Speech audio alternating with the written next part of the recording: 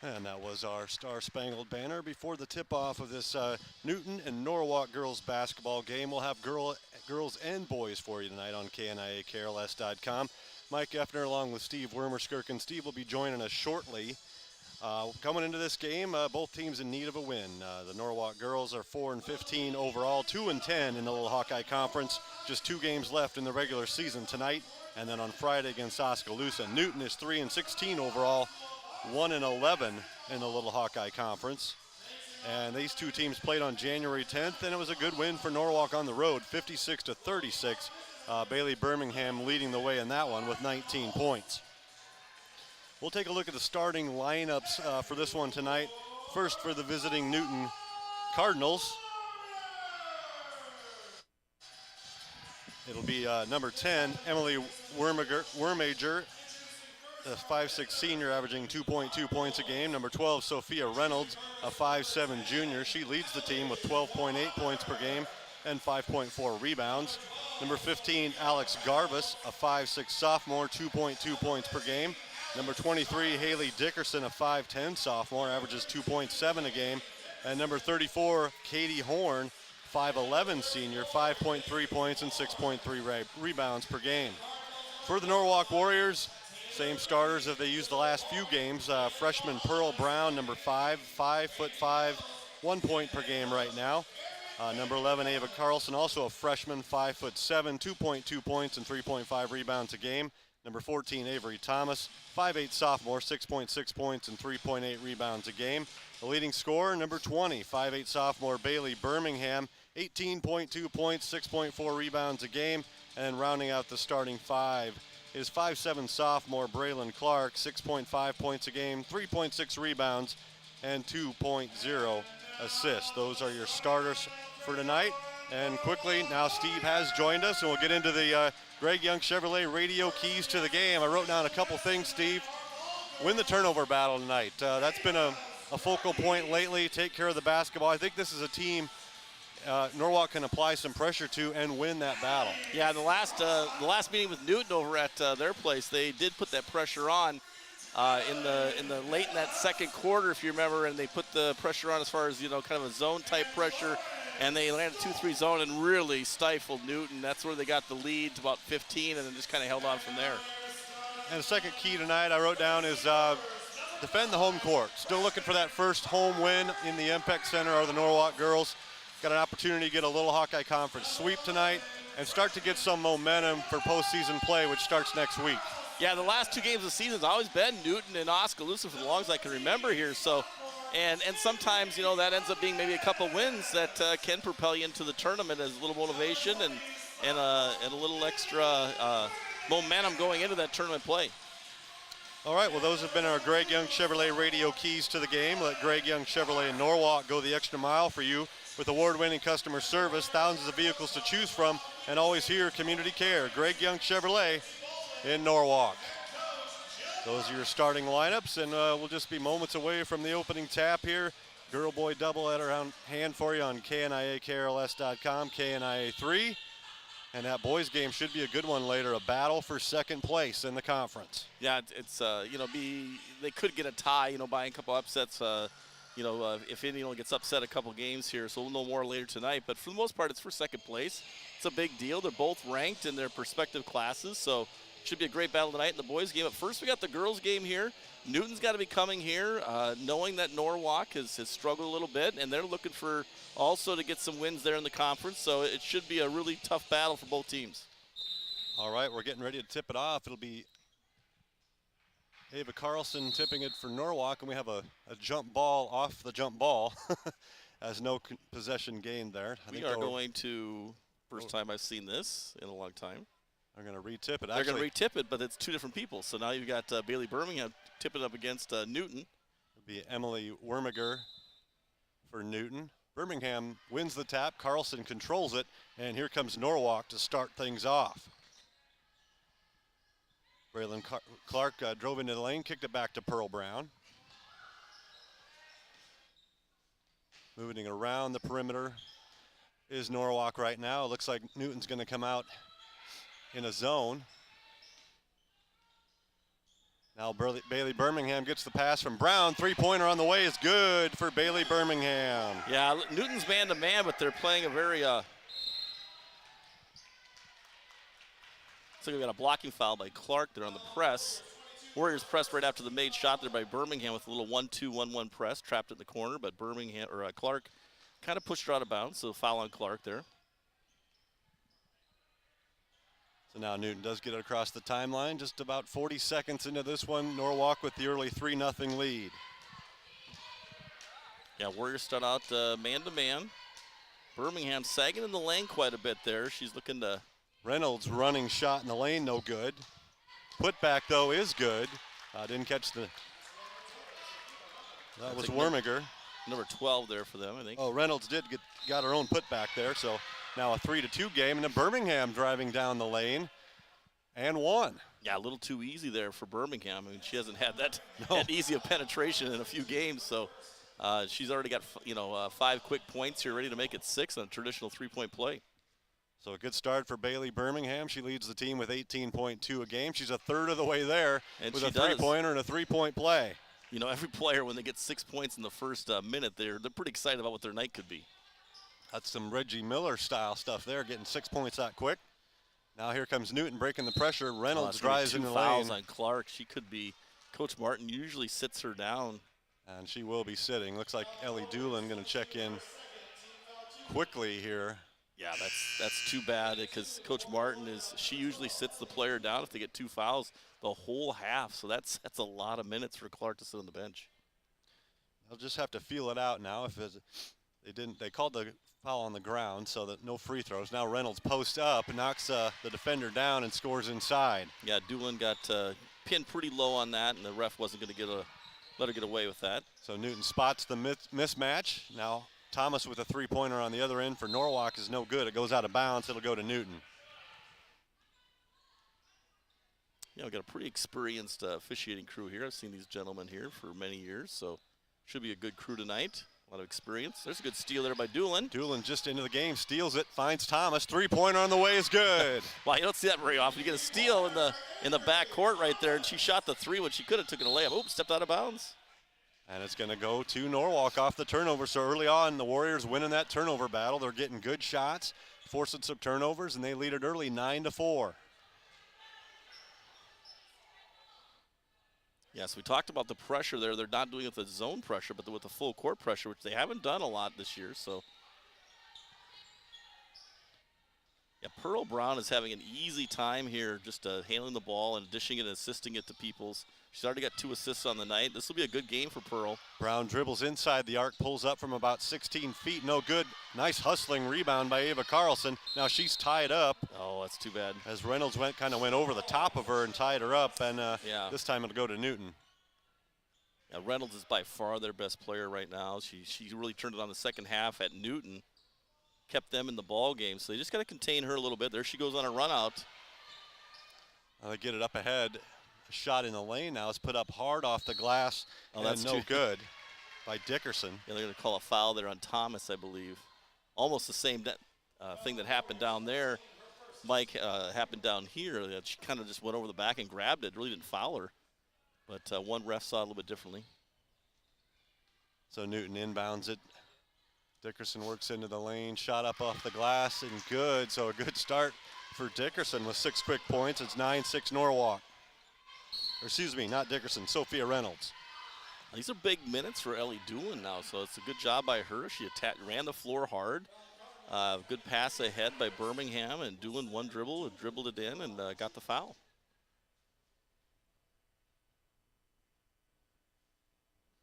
So going to the line is Ellie Doolin. She knocks the first one down. 10-6 Norwalk your score. 5:40 left in the opening quarter.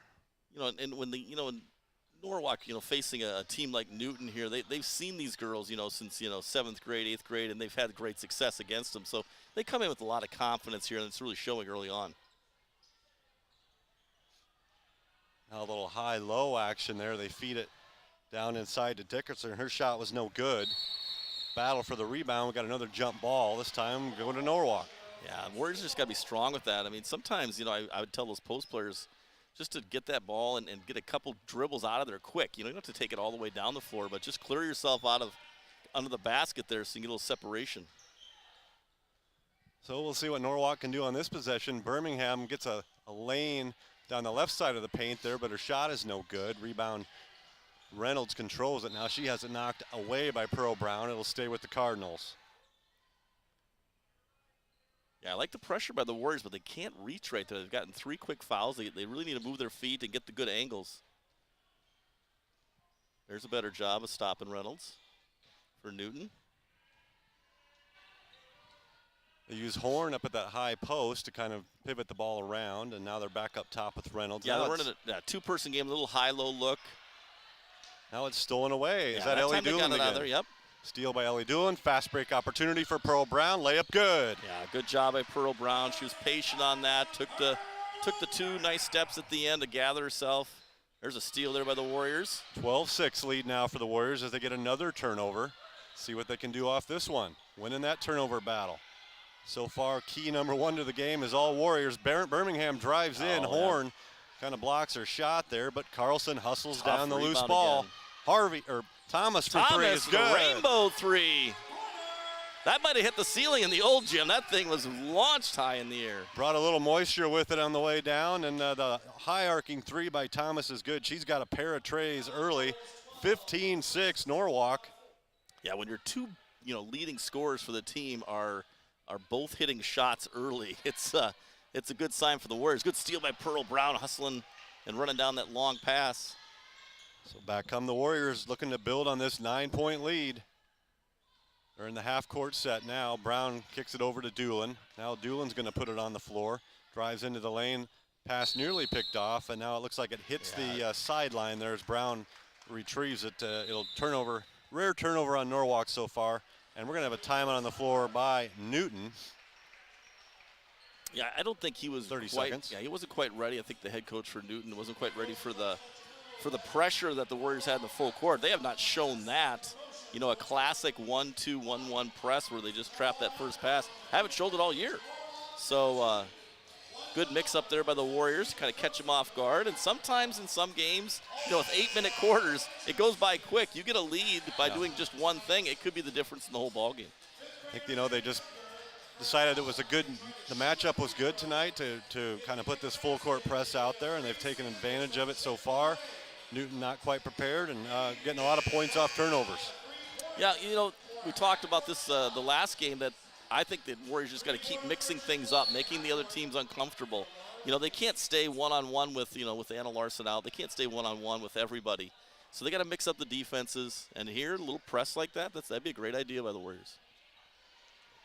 3:45 left in the opening quarter. Another near steal, and it is a steal by Doolin. She gets it ahead to Carlson to see if she can finish in transition. Yes, she does. So freshman Ava Carlson that time finishes off the steal, and it's 17-6. Yeah, there's a block again. They just got to get better angles right there. They can't body the person up when at the 3/4 court position. They've got to run with them, trap them when it gets to half court or just past half court. Just be patient with that. A couple substitutions. Audrey Roush into the game, and I believe Alex Riney as well for Newton. Reynolds is their best player, and then after that, the skill level drops off quite a bit for Newton. I just think they got to keep the pressure up, even if they get it into a little bit of foul trouble. Just keep the pressure up, play a little zone like they're doing here, force some bad shots just like that. Yeah, there's a shot that did not draw iron, but the rebound is chased down by Birmingham in a run out now out of that 2-3 zone. She's going to go all the way, draw the foul, and one. No foul called, but Nope. A fast break layup for Bailey Birmingham. She's off to a quick start. Yeah, she's playing the bottom of that 2-3 zone, which is a good spot for her because she can get those weak side boards and then go after it. 19-6. Now a three-pointer on the way for Newton is off the mark, and there's Dribble Ellie Doolin. There you go. She got it out of there. Now we got Birmingham with the run out. Doolin's done a lot of positive things so far off the bench after Clark got those 2 early fouls. Now a near turnover by Norwalk. They get it back. Timeout there by Coach Martin. She didn't like what she saw over there, that corner there. Just a 30-second one for the Warriors. 30-second timeout. 19-6 is the score. 13-point advantage for Norwalk. This is a great start. Now let's see if they can build off it and maintain. I've looked at some of the scores from the other conference schools, and Newton's played a lot of teams pretty tough. you know, they might have lost by 20 or 30 points, but it's been like, you know, 50 to 25, but, you know, scores like that. At this rate, the Warriors, you know, they're going to score 80 points in this game if they keep up the pressure. And I think for confidence-wise, they need to do that. They need to just have a game where they just go out, you know, just keep the pressure on until the fourth quarter, you know, and then you can call off the press, that kind of thing. You know, I don't think any team would say, oh, you can't, you know, Norwalk can't keep the pressure up. They're running up the score. Well, Warrior, they haven't run up the score all year, right? No. So you can't say that. It's not like, you know, we do that all the time. So let the kids play. Let them get out the lead, get some confidence. With Oskaloosa coming in Friday, this would be a great night to build some of that good feeling momentum for the Indians, because that was a game I think Norwalk could have won over there. Let it get away in the fourth quarter. Back to action here. Birmingham inside. Shot no good, but Pearl Brown for three, rare three, but she's got it. Nothing but net. Wide open three, Pearl Brown. What do they say? When the first one falls, they all fall. Look at that. The onslaught continues. That's 4 3-pointers already for Norwalk, and we've only played about 6 minutes near Steel Birmingham. She's got it. She's got it up ahead. Throw ahead. Great Finds pass. Carlson, wide open layup. She ain't unable to finish, but what a steal and a pass by Birmingham. Fantastic job by her. You know, we mentioned the last game of how few assists the Warriors have kind of all year long, and they've got like 5 in the game. That's like the most they'll have sometimes for the whole game. Great first quarter by the Warriors. Three-pointer on the way by Newton. This one is up and good by Alex Garvis. Snaps a nice little run by Norwalk. Oh, great job. Straight pivot and up. Good pass by Birmingham up to Carlson. We saw some of this the other night, attacking off the made baskets, and they've done that so far tonight very well. You know, sometimes, you know, because they're, you know, they're vertically challenged a little bit, right? They don't have the big height inside. They got to take advantage of that a little bit. Carlson's first free throw, no good. You know, sometimes some teams that are a little bit disadvantaged, right, because they're a young team, you know, try to get some quick shots, some early shots, some easy shots, and so by transition you can do that. Second free throw for Ava Carlson. This one rolls in. There we go. Makes it 23-9 Norwalk. You got Ava Garvey in the game now, subbing in for Carlson. Give her a little break. Yeah, I think we're in the 2-3 zone here with Birmingham on the bottom. And the other night she was on top. I like her on the bottom there. She can read things. She's very crafty, and she can get those weak side boards. There's a double dribble. Yeah, just losing focus there, and on the double dribble was Audrey Roush. So another turnover on Newton. They've got to be getting close to 8 or 9 already in the first quarter. And that was Pearl Brown. She caused that turnover. She got out in the passing lane and made the Newton ball handler there kind of second guess what to do. Good step back three for Birmingham. Rims in and out though. Rebound underneath for Newton. That's Garvis with the board.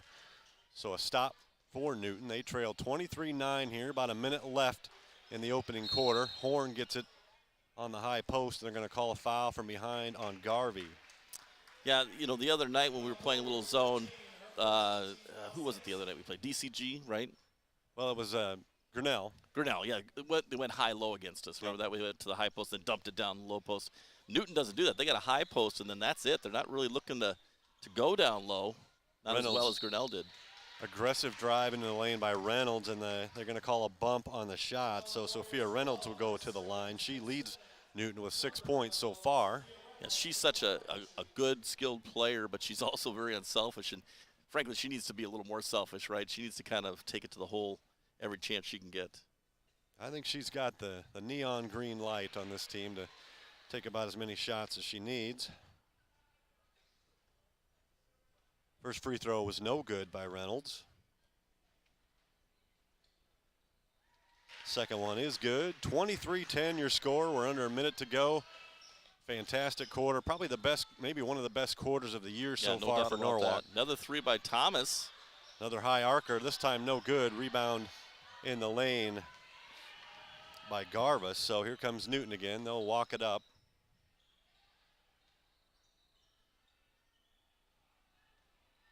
Oh, Garvey's got to do a little better job there, just cutting off the dribble, that first dribble penetration. So Horn gets the layup inside, her first bucket. A lot of contact there, but you know, when you kind of just drive in the lane and like Birmingham did there without any passes at all, the rest are usually gonna let that go. Even though there might have been a little bit of contact. Yeah, you want to see the ball move around just a little bit more before the shots. The Warriors have done a good job of that so far. Now a miss by Newton. 4 seconds left. Here comes Birmingham across the timeline into the lane. Runner bounces, no good. So not the best finish in the last minute, but overall a great quarter for Norwalk. They're up and going. 23-12 is your score after one quarter. You're listening to high school basketball on KNIAKRLS.com. We'll take a break and be back after this.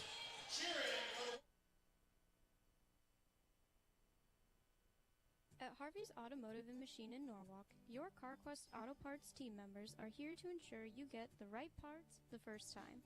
Their stores offer a variety of free services and convenient hours to help make your life easier and your driving experience as smooth as possible. At Harvey's Automotive, customer service is driven by independent owners who are passionate about delivering excellence in everything they do. Harvey's Automotive is also a proud supporter of Norwalk High School Athletics, and they would like to wish all the Warrior teams good luck.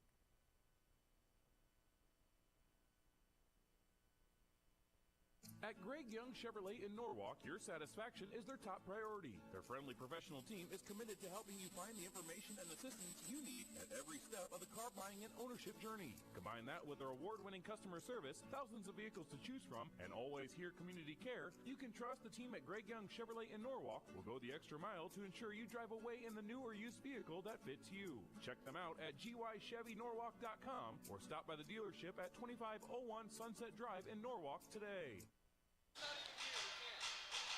One quarter in the books, 23-12. Norwalk leads Newton, and Newton will possess it first here to start the second quarter.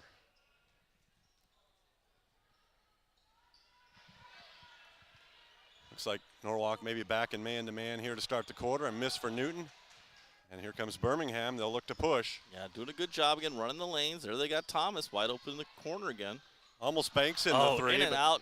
In and out, rebound underneath there. Loose ball to Pearl Brown. Her shot is good in the lane. Yeah, good board there by Birmingham. She really flew in there to kind of secure that board and got another shot up, and then Pearl Brown finishes Birmingham's miss. Good job by the Warriors on the offensive glass. 7 early points for Pearl Brown. Now we got a blocking foul. That was a 50-50 call called on Birmingham. That'll be her first foul. She did quite a pause dribble on that. She kind of palmed it a little bit and hesitated and then took like 2 steps while she was running with the ball. So that'll send Sophia Reynolds to the line. Yeah, they're in the bonus right now. 1-1. First one is good. High-scoring first quarter in Pella. Indianola girls lead Pella 19-18, ending the quarter on a 15-4 run. And Reynolds knocks down both. So it's 25-14. 9 points for Reynolds to lead the way for Newton. Now they got a bump up top called on Reynolds. Just the 4th foul of the half on Newton. Norwalk will take it out on the side. Yeah, it looks like they've settled down now into a 2-3 zone for Newton. Kind of battle the zones right now, so we'll see who wins this battle. Oh, good pass in there from Thomas to Birmingham, unable to finish. The rebound by Roush. Yeah, she could have got a couple fouls there on some of those attacks inside, but nothing yet. There's a charge. Yep, charging call. Yeah, Doolin missed the first one, but she got that one. Wormiger called for the charge, the push-off down there. Another little Hawkeye Conference score early on. Top-ranked Dallas Center Grimes leads Pella Christian by the score of 11-4. Good defensive effort there by the Eagles there in the first quarter. So Norwalk with it now, and Pearl Brown had to jump for that pass, and then coming down, she took a couple steps and called for traveling. Yeah, it was really Birmingham's fault there, throwing the pass really to Brown, who's wasn't really ready for it, and there was just no need to throw the skip. It wasn't like they had a set play or something. She just got to reverse it with the dribble, attack and kicks, make the easy pass.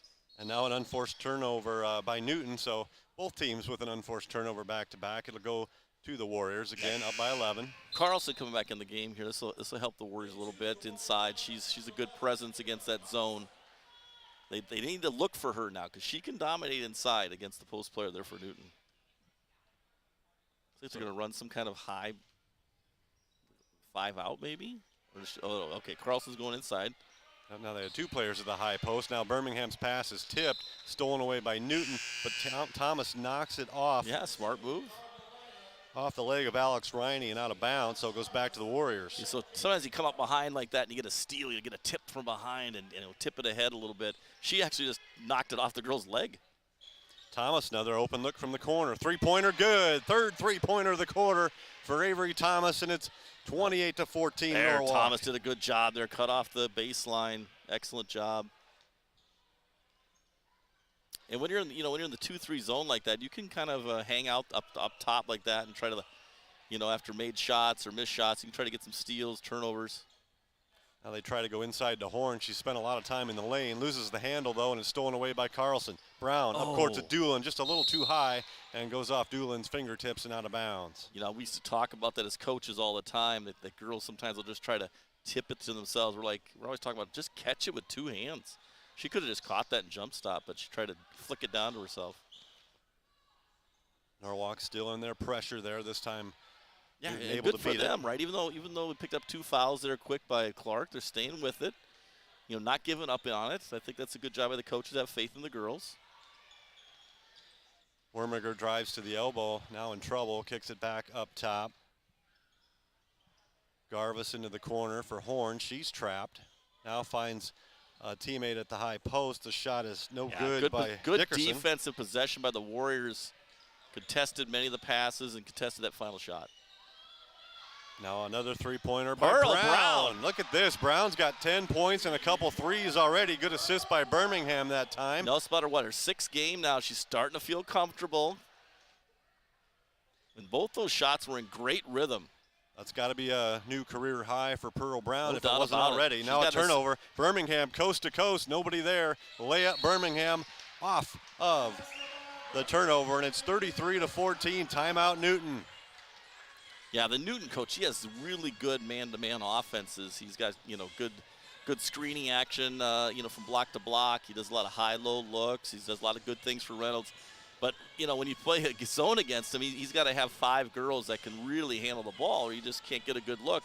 And right now he's lacking that. So he's trying to maybe, kind of say, hey, let's start the offense with Reynolds, right? Let's get her at the high post, get her the ball, and then everything else should fall in place from there. But right now, the other girls are just having a hard time with the Warriors being in the passing lanes. So 19-point lead here for Norwalk, not even midway through the second quarter. This has been a long time coming. They've put some really good stretches together against some really good teams. Tonight they're putting it all together against a team that they're a little bit better than, and it's the result is a big lead.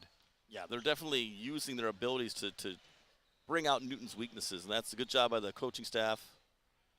Yeah, they put a lot of emphasis on their scout. You can tell they're well scouted on this game, and it's paying off so far. Horn in the lane. She's bumped in there, took a big step into the lane, and she'll go to the line. Yeah, little traditional Iowa girl crossover move right there.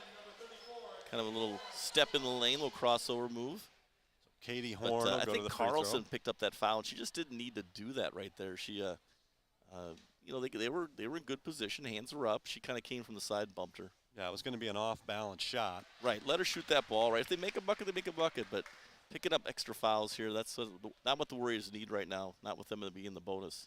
And it'll be double bonus the rest of the half. Yeah, that'd be the one downfall so far, is getting into a little bit of foul trouble. Horn hit the first free throw.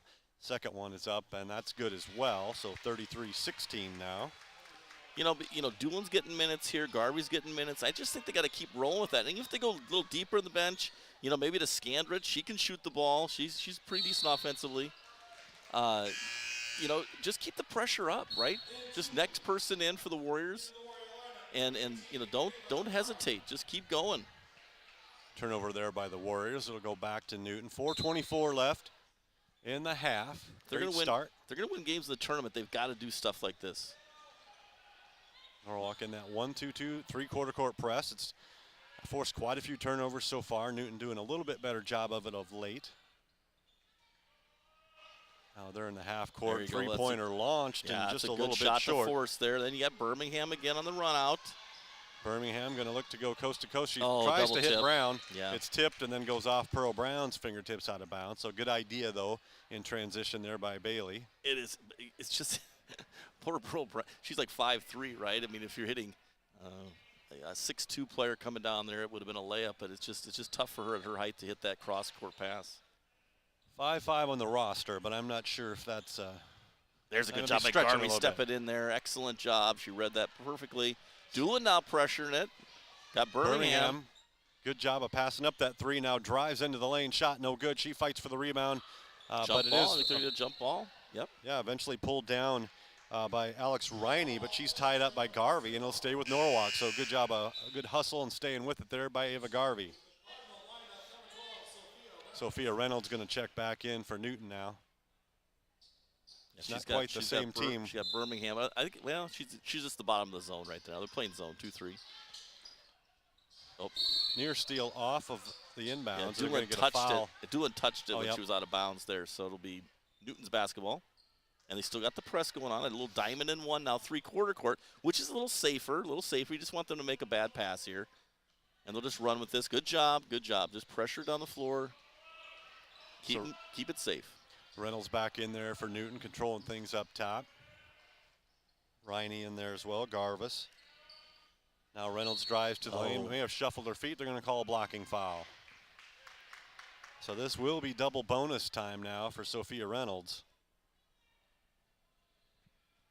She's 3 for 4 at the line so far tonight.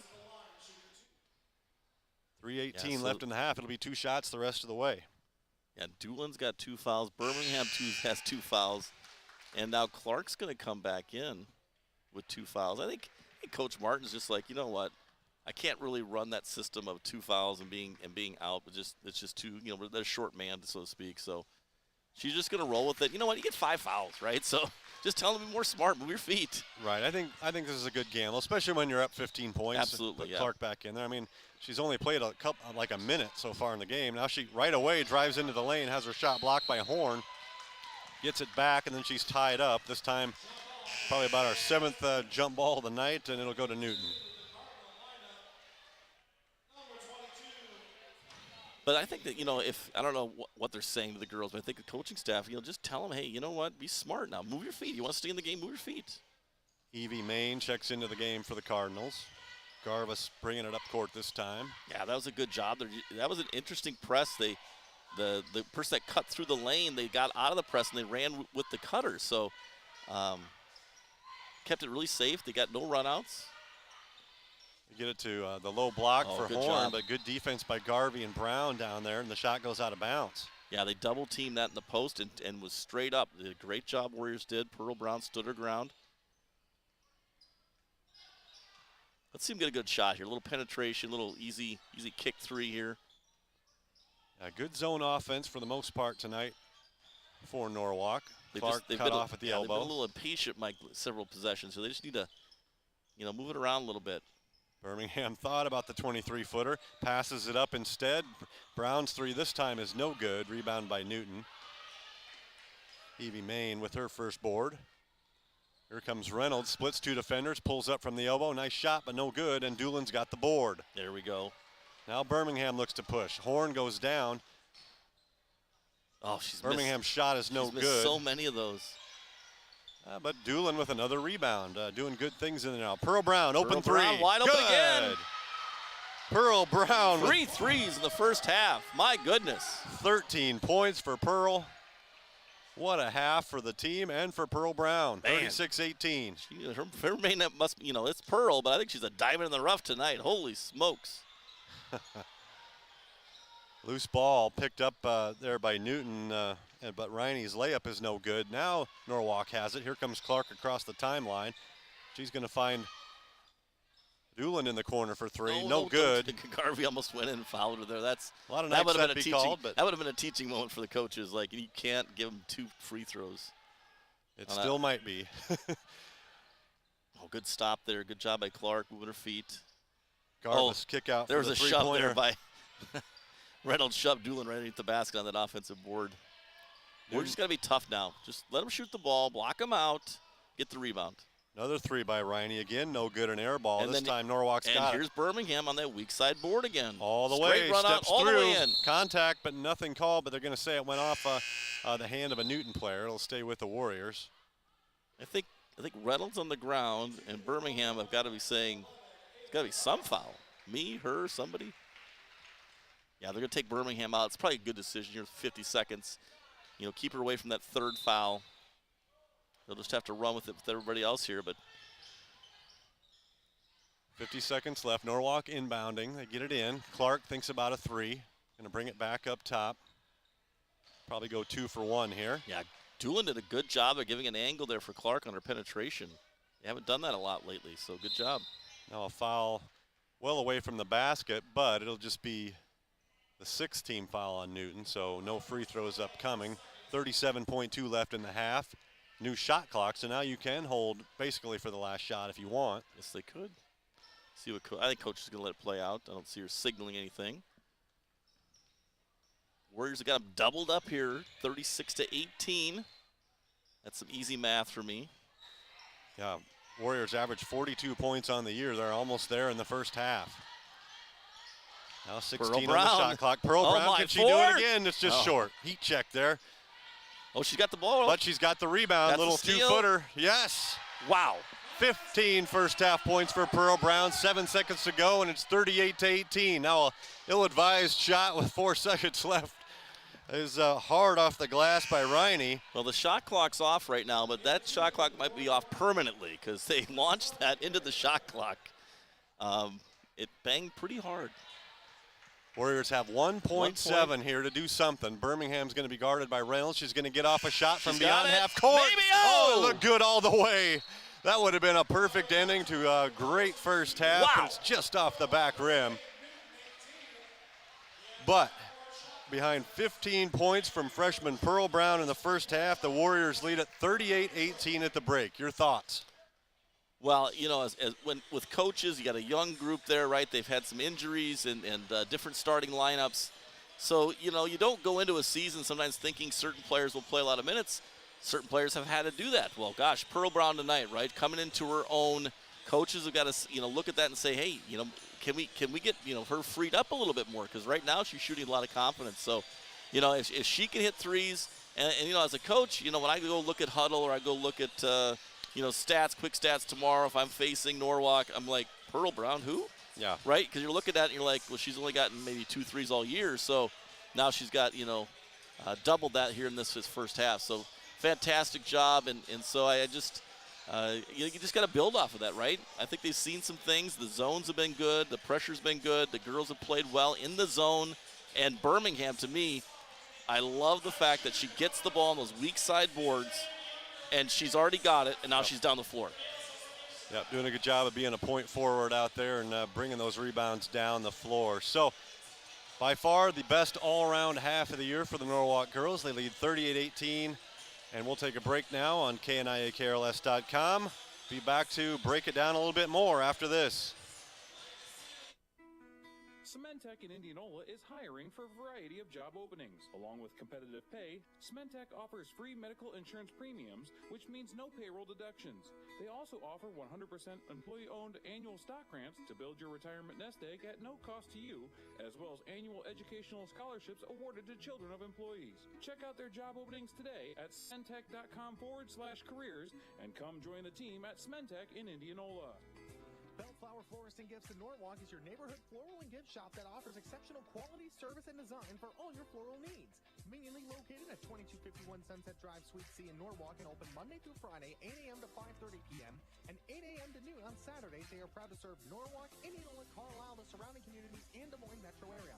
Bellflower Florist and Gifts is your family-owned full-service flower and gift shop for all occasions. From floral arrangements to gifts for everyone, they have you covered at Bellflower Florist and Gifts in Norwalk. At Holland Farms Senior Living in Norwalk, their goal is for every resident to make Holland Farms their home for years to come by offering services in 3 distinct residential options: carefree living, assisted living, and memory care. Holland Farms can gladly serve the needs of all who reside in their community. Holland Farms Senior Living opened its doors in May of 2021 and is conveniently located at 2800 Sunset Drive, right next to Elizabeth Holland Park. If you are interested in learning more about Norwalk's newest senior living community and would like to schedule a tour, simply visit hollandfarmsliving.com. Going for a walk out by the lake, a hike at Elk Rock, or a bike ride on the Somerset Trail and want to hear local information and stories? Check out the KNIA podcasts. All of our Let's Talk and in-depth programs are available as podcasts for your convenience. Check out interviews you may have missed with our archived programs saved as podcasts at KNIAKRLS.com and use the drop-down menu on the homepage to subscribe to never miss an episode. Stay in the know with everything going on throughout Indianola and Warren County with Let's Talk Indianola. You can hear in-depth discussions with lawmakers, city officials, and leaders of our community during all 3 KNIA hour-long news magazines. You can also find Let's Talk Indianola 24 hours a day on KNIAKRLS.com and download them on Apple Podcasts and Google Play. The one to count on for today's news and local information is KNIA Knoxville, Indianola. Know what decisions are being made at local school board sessions, Board of Supervisors meetings, and City Council meetings by listening to KNIA News. Our award-winning news staff will bring you information from your elected officials and decision makers, as well as heartfelt feature stories, weather coverage, and more. If you miss it on air, find it all on KNIAKRLS.com. The one to count on for today's local news is KNIA Knoxville, Indianola.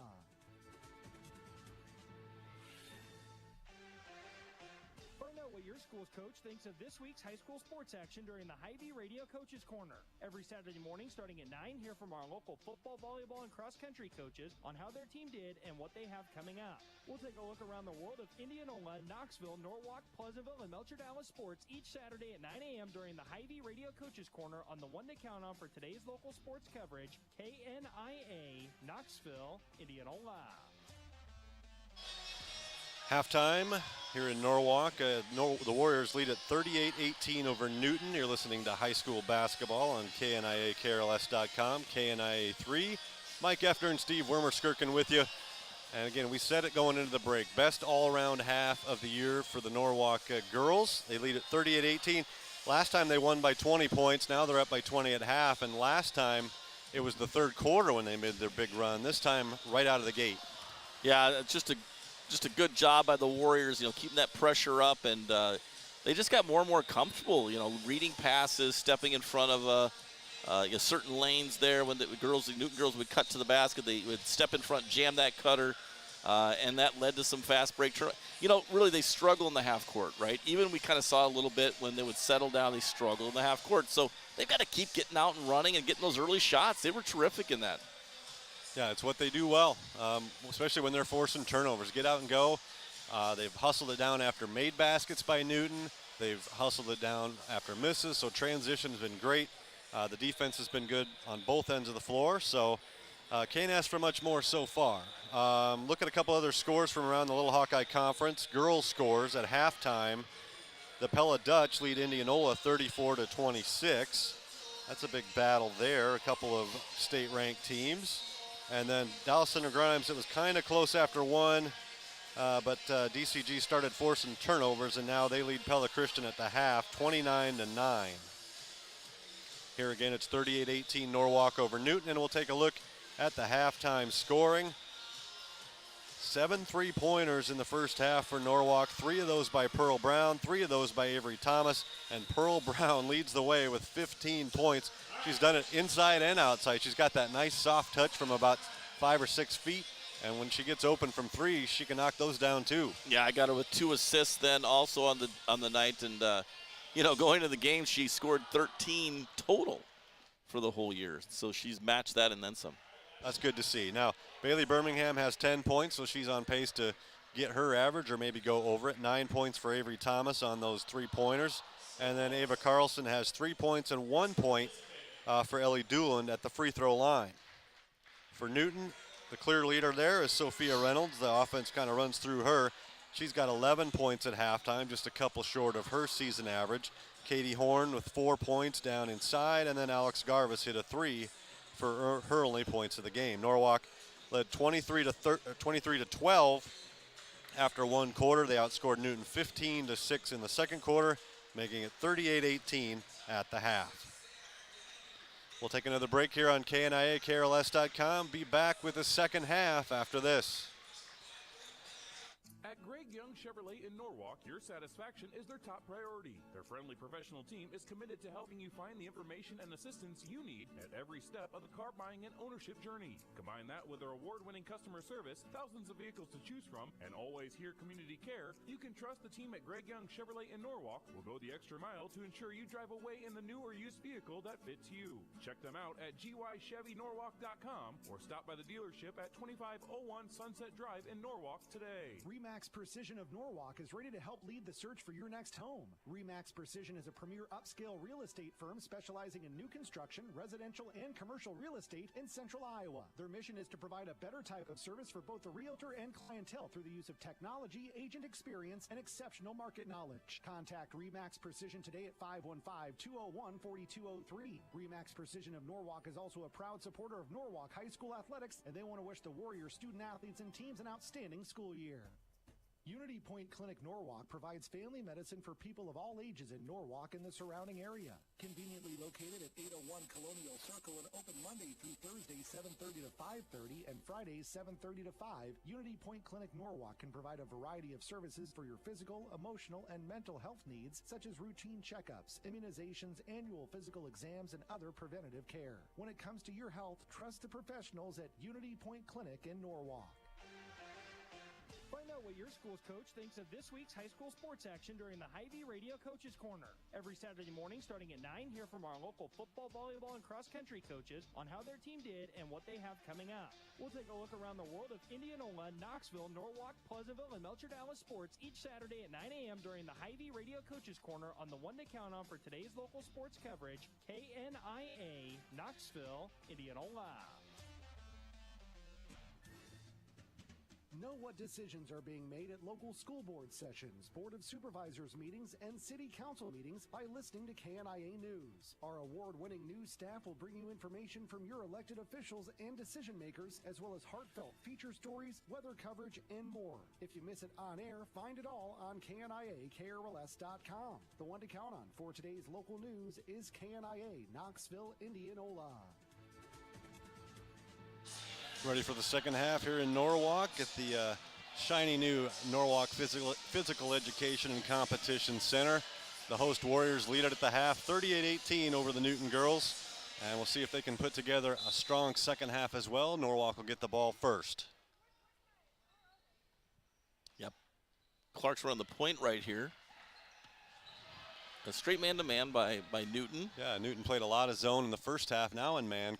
Birmingham drives in. Wild shot is no good. She's on the floor, almost got her own rebound, but Newton comes out of there with it with Reynolds. We'll see what Norwalk comes out in here to start the second half. Looks like they're in man. Well, they're tiger guarding. Right? Remember the other night they went to like a diamond and one or triangle and two. And tonight looks like they got a diamond and one. So it's obvious they want to try to do some of those junk defenses and work on that. And they've had success. They're going to keep it up. Pearl Brown with 15 points on the night. Now she's going to be charged with kind of face guarding Reynolds out there. Reynolds gets a shot off, no good. Brown's got the rebound. Long pass down court by Brown is going to be picked off, so a little bit ill-advised that time. Turnover Norwalk. Yeah, right idea. Just too long a pass. Gave the defense too much time to intercept that. She should have went to Birmingham, who was a little bit further down the floor on the right side. Reynolds driving in. Thomas does a good job of getting in there and knocking it away, and she's got the steal. Here comes Norwalk. And they're going to turn it over again. Birmingham tried to hit Brown in the open floor and led her just a little bit too much. You like the aggressiveness because they'll get better at it, right? You gotta anything else, you just gotta keep practicing something. So they'll get better at that, but sometimes if the angle's not there, you just gotta, work for it the next time there and value the possession a little bit more. But they've got that diamond and one there, so it's making it really tough. Well, they tried to hit Reynolds off the cut, but traveling is called first, so back to Norwalk it goes. Another turnover on Newton. I like the idea. The girls will learn to play and how to stop a primetime player like Reynolds, so they can use that later on. Birmingham coming off a little curl. She's fouled on her way in. Foul is called on number 15, Alex Garvis. Second foul on Garvis. Yeah, Garvis has got the task of guarding Birmingham, and she couldn't do it in the first half. That's why they went zone, so we'll see how much longer this lasts. Warriors with it now, new shot clock. They look to operate. Thomas, you got to watch her. She's got 3 3-pointers, and so does Brown. Brown with it now up top, driving in the lane. Kick it back out top for Thomas. Now Braylon Clark's going to try that left side, kick it in the corner. Birmingham 3-pointer on the way, no good. Rebound Reynolds. Now they all got to help on Reynolds here before Pearl Brown can pick her up. So we're about 2 minutes into the third quarter here. So far, same score as the half, 38-18 Norwalk. And Newton will reset it up top. Reynolds driving that baseline, cut off. I really like the idea that Reynolds has got to get through. Horn step through shot, no good. Gets her own rebound, misses again, and Thomas has the board for Norwalk. Because they've got in that diamond and one, if she beats Brown, she's got to get past 2 other girls to even get to the block area. Oh, good pass from Brown to Clark, but her 3-pointer's no good. Knocked out of bounds. Saved, but right to Carlson. So Norwalk keeps it. Birmingham fires one up off the glass. They call a blocking foul. Let's see if they give her shots. I think they will. She had picked up the ball anyway. I think Bailey anticipated the foul call that time and made sure she got the shot up. Yeah, it was a pretty smart idea by her. The other girl was out of position, and she's like, you know what, I'm just going to go into her, try to draw that foul. She really hasn't been rewarded with that much tonight, but she got it there. And knocks down the first free throw. 11 points now for Birmingham. She's 2 for 2 at the line. Second one is no, in and out. Carlson fights for the board under there, tries to save it, but she's out of bounds. Yeah, she's really got a nose for the basketball. Wherever that thing goes, she is flying to it.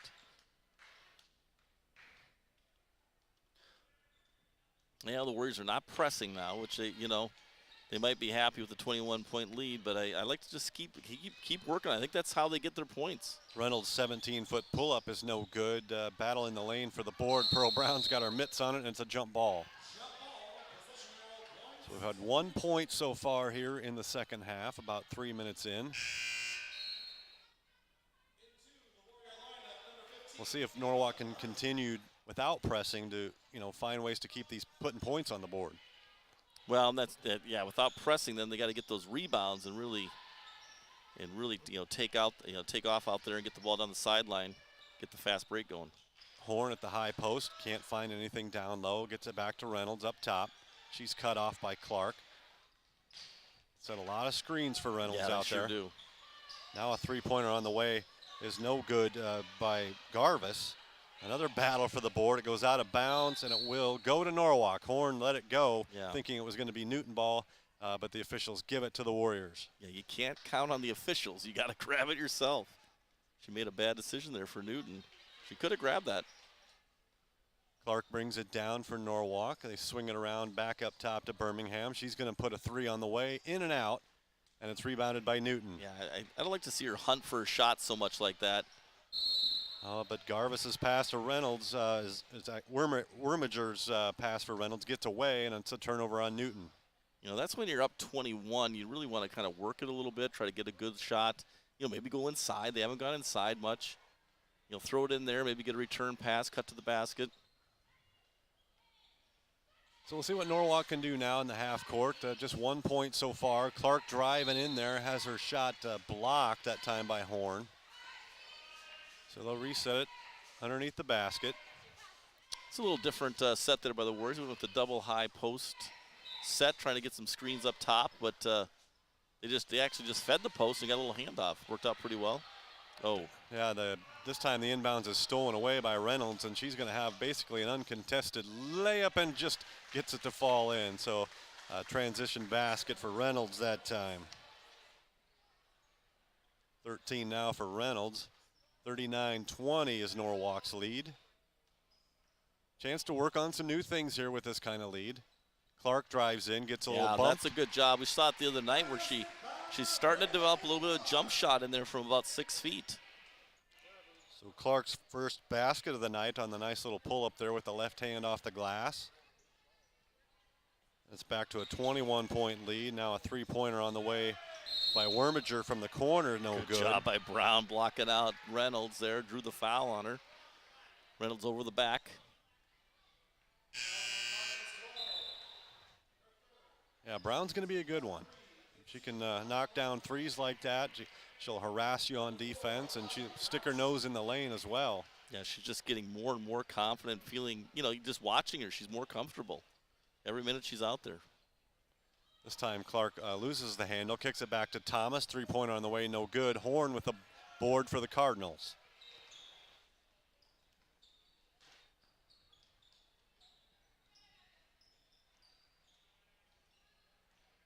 Going to try to hit Horn at the high post. She bobbles it, kicks it back out to Reynolds.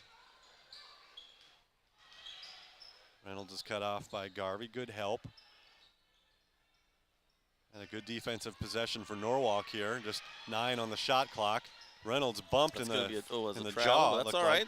No call. Clark ends up with a steal. She's one-on-one here. Pulls up off the glass with the right hand this time and yes, good. Left hand jump shot, right hand jump shot.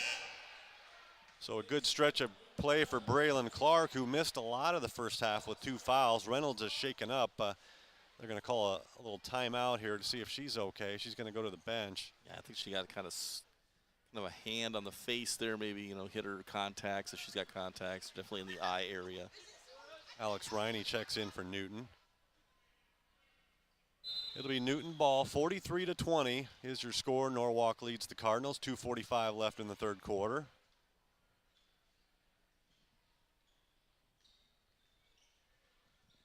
Another three-point attempt by the Cardinals is off the mark by Roush. And Thomas comes up with it for Norwalk. Here comes Clark, looking to push. Now she stops.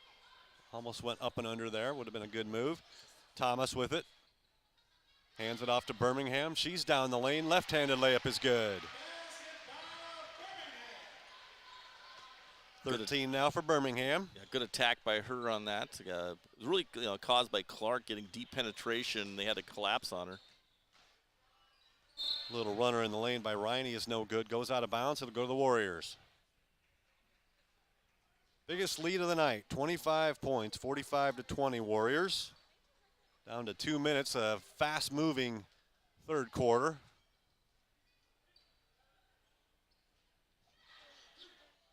Brown passes tip. Birmingham chases it down, and now a foul on the Cardinals. Yeah, a little bit different action we got going from the Warriors tonight offensively. That post, they've been running 4 out, 1 in, and that person that's inside of the post area, they really haven't thrown the ball, but she's been doing a lot of back screens, a lot of screens on top. She did a dribble. She got a handoff. She got the ball once at the high post and did a little handoff play. All kind of within the offense. Not really calling any sets. She's just kind of like running some different stuff out there, freeing some girls up. Clark going to try the left side again, bumped, and they're going to call a blocking foul. They're calling a little bit tighter now this time on Newton, so blocking foul there. It'll be the 5th foul of the half on Newton. And another inbounds play from underneath the basket. Lob it over the top for Birmingham. She loses the handle, but Thomas is there to pick it up. Brown loses the handle now on her drive. Another jump ball, yes siree. And this time it'll stay with Norwalk. 26 still on the shot clock. 1:23 left in the third quarter. Yeah, the Warriors got a little stagnant there. Birmingham kind of stood and drew her defender right into Brown while she was trying to penetrate. They got to cut. If you're not going to get the ball, then cut through the lane, get a little movement going. Nice idea there. Clark tried to hit the cutting Birmingham, but the pass was a little off target. It's stolen away by the Cardinals. Roush thought about a 3. Wormiger looks like she traveled, but she finds a way to get it into Horn. Her shot no good in the lane, and Garvey's got a good board for the Warriors. Fast break. Clark, Birmingham, good. Excellent fast break there. Just 2 passes, and it was down court. And a full timeout coming up for Newton here. 51.1 left in the third. We'll take a break as well. You're listening to high school basketball on KNIAKRLS.com. At Greg Young Chevrolet in Norwalk, your satisfaction is their top priority. Their friendly professional team is committed to helping you find the information and assistance you need at every step of the car buying and ownership journey. Combine that with their award-winning customer service, thousands of vehicles to choose from, and always here community care, you can trust the team at Greg Young Chevrolet in Norwalk will go the extra mile to ensure you drive away in the new or used vehicle that fits you. Check them out at gychevynorwalk.com or stop by the dealership at 2501 Sunset Drive in Norwalk today. Find out what your school's coach thinks of this week's high school sports action during the Hy-Vee Radio Coaches Corner. Every Saturday morning starting at 9, hear from our local football, volleyball, and cross-country coaches on how their team did and what they have coming up. We'll take a look around the world of Indianola, Knoxville, Norwalk, Pleasantville, and Melcher Dallas sports each Saturday at 9 a.m. during the Hy-Vee Radio Coaches Corner on the one to count on for today's local sports coverage, KNIA, Knoxville, Indianola. 51 seconds left in the third quarter. Norwalk has won the third quarter so far 9-2, and they lead at 47-20 overall. Another Little Hawkeye Conference girls score after 3, Pella 43, Indianola 40. Good ball game there with the Dutch and the Indians. A lot of these 4A teams now waiting to find out where they're going to go in regionals. We'll Good find job out tomorrow. by Birmingham there. Really moved her feet well that time. Birmingham takes the charge. You know, after the other night where I didn't think the girls moved their feet very well at all, they got, you know, the penetration very easily around them. Birmingham really did a great job getting the angle, getting the position, and drew that foul. So another turnover on Newton. Back comes the Warriors up 27. They will find out tomorrow where their regional path will lie. Probably be on the road in the first round. And driving in there is Clark. She's fouled. She'll head to the line. Yeah, I think every coach is looking at the results tomorrow in 4A, and they're just hoping, let's not face the Mustangs, right? That's right. What they're all saying. Let's not have to go to DCG at any point during those 2-3 games. So Clark hits the first one. Second one, no good. we got a little lane violation. We're gonna go again, I think. Clark gets a freebie. In golf, we call it a mulligan. She gets a mulligan here. Always a good feeling as a free throw shooter when you get a redo. Warm weather out there. We get a little itch there to go hit the golf ball. I'm guessing you are. Second one, no good. Now that's 3 players down. Ava Garvey looked like she was holding her head. 4 players down. A scrap in there. Eventually, they blow it dead. I need to see the replay of that one. I'm not exactly sure who hit the ground and why. But I think Garvey went down first. We had a Newton girl that fell over backwards, tripped over her, and then another girl went down. And we got a jump ball. Newton plays on. Here we go. When in doubt, call the jump. 48-20. Just 9 seconds left in the third. We'll see what Newton can do with it.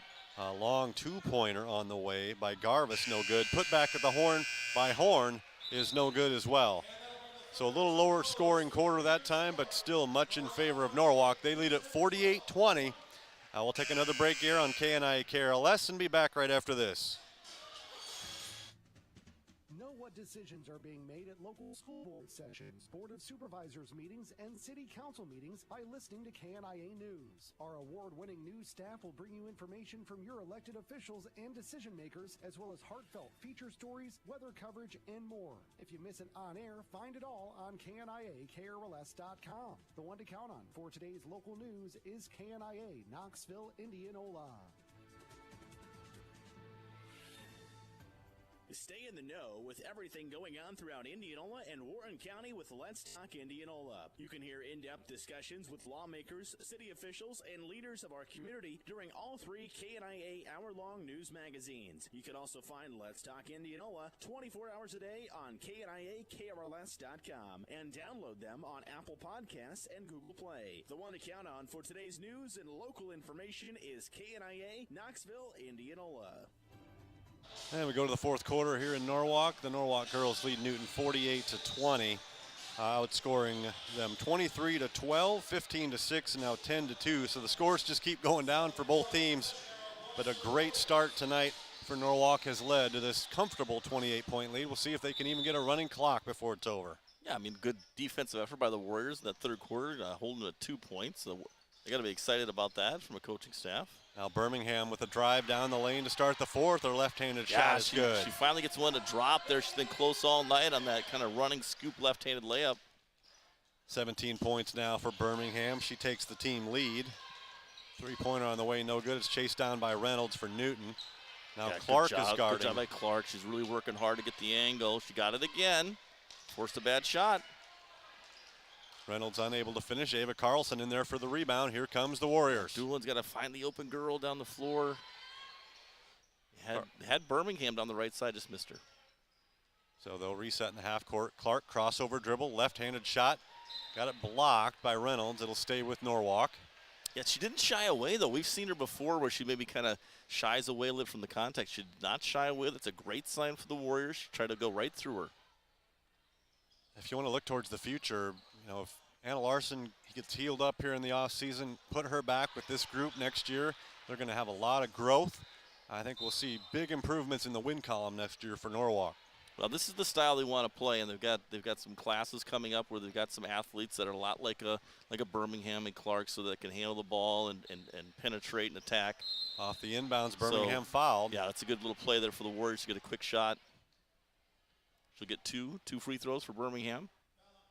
But they've got some pieces coming also. I think they're excited about that, and these girls here are developing. So the ones that are in the program right now, so it looks bright for the Warriors. They keep up that pressure. You know, let them play, let them be athletic. Since they don't have a 6'4" girl, you know, inside where you can kind of run things off of, they've got to play full court pressure, full court man-to-man zones, anything you can just do to get runouts like they did so far today. So Birmingham with 4 points now in the quarter. There's a shot off the bench. Haley Ryan scores for Newton. There's their third and fourth points of the quarter. 52-22 is Norwalk's lead. Birmingham looking for three, no good. Reynolds with the board. Yeah, I'd like to see after that made shot, though, them getting better at then re-attacking the other team. You know, to where it's like, you know what, you're going to score, that's fine, we're going to score right back on you. They didn't seem to want to push the ball there after that last basket. Reynolds inside right there, I this just see them time. get it out right now and just go, right? Just zip, zip, zip down the floor, but their heads are turned. They're not really looking to do that. Reynolds able to muscle one in that time for the Cardinals. 52-24 now. Looked like a double dribble, and then it was a double dribble. Kind of Carlson. bobbled that. She doesn't always play in the perimeter. She's usually the post player inside, so a little bit new territory for Carlson. Last basket for Reynolds gives her 15 on the night. She's got 15 of the 24 for the Cardinals. Oh, Clark almost had a steal on that one. Little floater in the lane. This time is good by Reynolds. So back-to-back baskets for Now they're pushing it. Now they got Reynolds. Birmingham. See, if they can get like two passes at Birmingham where she catches it right at the arc where she's a threat, then it really becomes trouble for the team. Off the screen by Garvey. Birmingham's the layup is no good. Too high off the glass. It goes out of bounds, and it'll go to the Cardinals. Yeah, I'd like to see her just to calm that down a little bit more. So a couple starters check back in. Pearl Brown and Avery Thomas for Norwalk. Looking to put the finishing touches here on a good victory. This would be their third Little Hawkeye Conference win of the year and their fifth overall.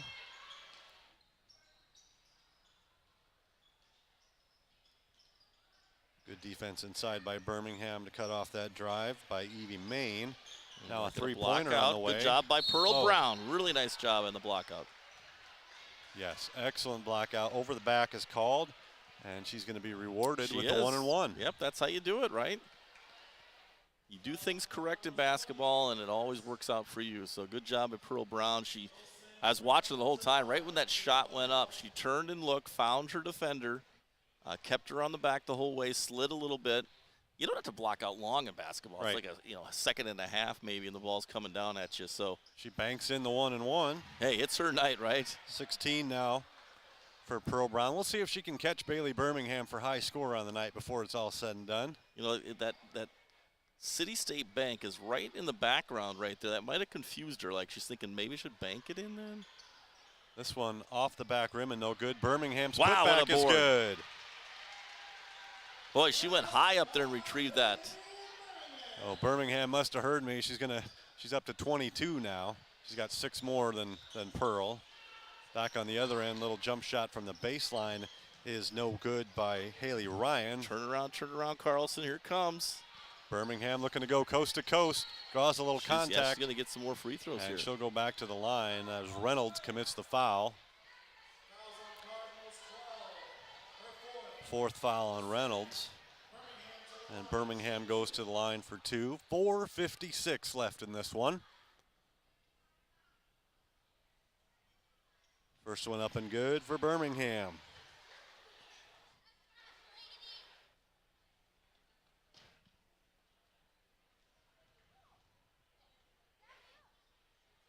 And the second one rims out, rebounded by Reynolds. Here she comes. 30-point game. You know, good job by the coaching staff and the Lady Warriors here that Reynolds driving down the lane, banks it in. Since Anna Larson got hurt and injured and kind of out for the season, you know, this is the 5th game now, and you know, most coaches would tell you that. Oh, sorry to interrupt you. Avery Thomas with her 4-3. She'd been quiet this half, but no longer. Hits from the right corner. But it takes like 5 games, you know, until people get comfortable, right? Where they settled in the rotations. Coaching staffs get comfortable too. They kind of know what the players can do and how they might want to use them. Turnover on Newton. So 59-28 your score. 31-point margin here. Still got the starters in, does Norwalk. Probably see the bench empty. There's not a large bench, so Birmingham driving shot, no good. Carlson rebound put back is good. Good tough board there. Good job. Play on, Warriors. Keep going. Good to see Carlson rewarded for her work there with a basket inside. She's got 5, and it's 61-28. Reynolds for 3. Good. Yeah, nice looking shot there by Reynolds. She stepped right into that. Finally got her feet set at the arc. Knocked it down from Newton. So 11 points in each half for Reynolds. She's got 22. Pearl Brown kicks it back out to Birmingham. Good extra pass to Clark, but she passes it up. Going to look for Thomas in the corner, but elects not to, and now they turn it over. Here comes Reynolds, 1-on-2. Pull up, blocked by Birmingham. Looked like Clark had a run out, but she loses the handle, and now they got a timeout. Oh, Newton. We got timeout. I don't know if they had full control, but they give Newton the timeout there with 3:27 left in the 4th quarter. Let's just see if the Warriors can finish strong now. I'm sure they're going to get some subs in there late. Yeah, they'll get some subs in with probably minute or so, minute and 30. You know, again, before they used to have a JV game when it was just a boy-girl doubleheader, then, you know, as a coach, you're like, hey, you know, we'd like to get some of the 10th, 11th, 12th players off the bench and get them in the games. But now that you have a JV game, I mean, they've already had a full game. You know, the parents have already seen them and everything, so it's a little bit different than maybe it was, 15 years ago. But typically, you know, when you get a win like this, and like you said, Mike, they haven't had a win at home. Yeah. So as a coach, you kind of want to get it to, 2 minutes or so on the clock, and then you sub one at a time and let them get the applause from the crowd, right? And as a coach, you kind of always decide who do you want to kind of take off the floor last, kind of like player of the game, right? Right. Like who do I want to make that last player? So it'll be interesting to see how coach subs out here to kind of give some recognition to some of those players. And they might do it all at once. I guess they probably can't do it all at once because they don't have 10. Right, exactly. And here comes a couple Got a couple subs here. Ellie Doolin checking back in, and Ava Garvey. And then there goes Birmingham. And I don't know if Birmingham will go back in or not. Well, remains to be seen. Like you said, they probably have to keep one starter out there. I'm guessing Birmingham is done for the night. Now Evie off the inbounds, Evie Main's shot is no good. Clark's still in there. She's bringing it up for Norwalk. 30-point margin. Doolin to Thomas. She's got 4 threes on the night. Brown, she's got 3 triples. Good patience now. Thomas gets an open look from 3, in and out this time. And it's boarded by Newton. She's just getting more and more comfortable understanding, position and footwork and getting that shot off quickly. And now a 3-pointer by Haley Dickerson for Newton. So a little 6-0 run by the Cardinals late. First points of the night. Euro step there. Put back attempt off the miss by Ava Garvey's no good. Newton controls now. 2:26 to go. Evie Main driving baseline, kicks it to her teammate. Back up top they go. I'm going to get a foul on the help there on the drive by Haley Ryan. Get a push on the Warriors, but only the 4th foul of the half. Here comes Paige Nichols in the game. Taking on another starter. Thomas going out. I'm sure we'll see Kara Scandrett not far behind. I mean, she should take out Pearl Brown, give her a nice round of applause tonight. She was a big part of that first quarter. Baseline drive and another foul, blocking foul on Norwalk. Going to be out of bounds, I think, here. Unless they're in the bonus yet, which I don't think they're not quite there yet. Yeah, just the 5th foul. We'll just reset the shot clock and move on. Actually, only the 4th foul of the half. Let's see the Warriors finish strong here with good defense with the feet. Get the passing angles in there. There's a steal. Oop. Yeah, Newton by far their biggest quarter here. Put up 14 in the 4th. And still a minute 49 to go. Now a left-handed three-pointer on the way is good. So nice Haley little Ryan. lefty. So 3 consecutive threes for Newton. Lefties always confuse people. They don't know which hand to hold up there to block shots. Whoops, go get it there, Pearl. 61-37, ball gets away, good hustle. Oh, the coach got the timeout. Another timeout is. Nice job by the coach, right? Right when he secured it, he knew that Pearl was going to go and try to reach in there, and he called the timeout quick. It was Alex Riney who went and retrieved it for Newton, and she was looking to pass off, and coach got a timeout from the bench. So if you're Newton, a positive way to finish the game, a little 9-0 run here late with 3 3-pointers. Yeah, a couple girls off the bench for him that hit some shots there. But that's what you got to do when you're subs off the bench. You got to, show the coach, hey, I can do it out there, and you perform in the games late here. Coach gets confidence in you, and then you get some more minutes the next game. That's how it goes in basketball. And I think this is going to be a nice lead into Friday night for Norwalk. Oskaloosa coming in here. That was a competitive game the first time around. You had Anna Larson then, but I just think this will boost the confidence. They'll be able to go out there and play a little more free and easy, and just it's mentally good to get this win. Well, I'm really excited against Oski just because it's senior night, right? So they'll be able to get fired up for that. And then I just like the fact that it's payback a little bit. They got the tough victory down there last time against Oski. So, and it's a different team now. So it'll be interesting to see if what we see tonight transforms over into that Oski game. Right, and since the first time around, it seems like it was just yesterday when we went to Oski, but since that time we've seen Ava Carlson. She's continued to grow. Pearl Brown definitely has continued to grow. Newton misses a couple of shots there, goes out of bounds. It'll go to Norwalk. So we'll see how far these young players have come. Yeah, absolutely. And some of the things you see tonight, coaches, if they can build on that and to get success, let's say, a 15-point win or something, then the coach is going to say, okay, we got something going here. 1 minute to go. 61-37 is your Norwalk lead. Pearl Brown drives into the lane, kicks it out to Nichols. Her 3 is blocked. And Scandrett is in the game now. She hit a 3 the other night. Yeah, she can shoot Grinnell. the ball. Norwalk still possessing it. 8 on the shot clock. Going to hit Garvey inside. There's She'll a good kick inside it out. You got to like that play. There it is. Oh. Open 3 for Doolin. No good.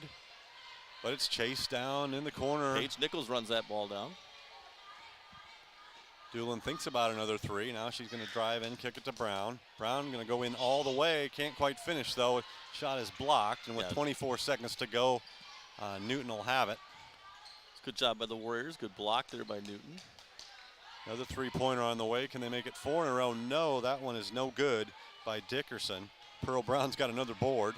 Wonder how many she's got. Hit from behind this time. Brown is tripped up, and she'll go to the line with just 6.6 to go. She's going to build on her 16. Yep, 16 points on the night. 15 of those were in the first half. I think she's okay there. They're kind of looking at her. I think she reached for the back of her head there when she initially went down. She's going to the line now. She looks okay.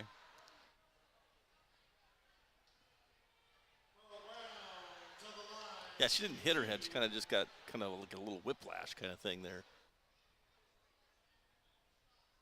So double bonus time. Pearl Brown at the line. First one up. Doesn't get the roll. No good. Pearl's 1 for 3 at the line now tonight. Just 6 seconds to go. 61-37 Norwalk. Second one also no good. And Newton will have it for the last shot. 2 seconds to go.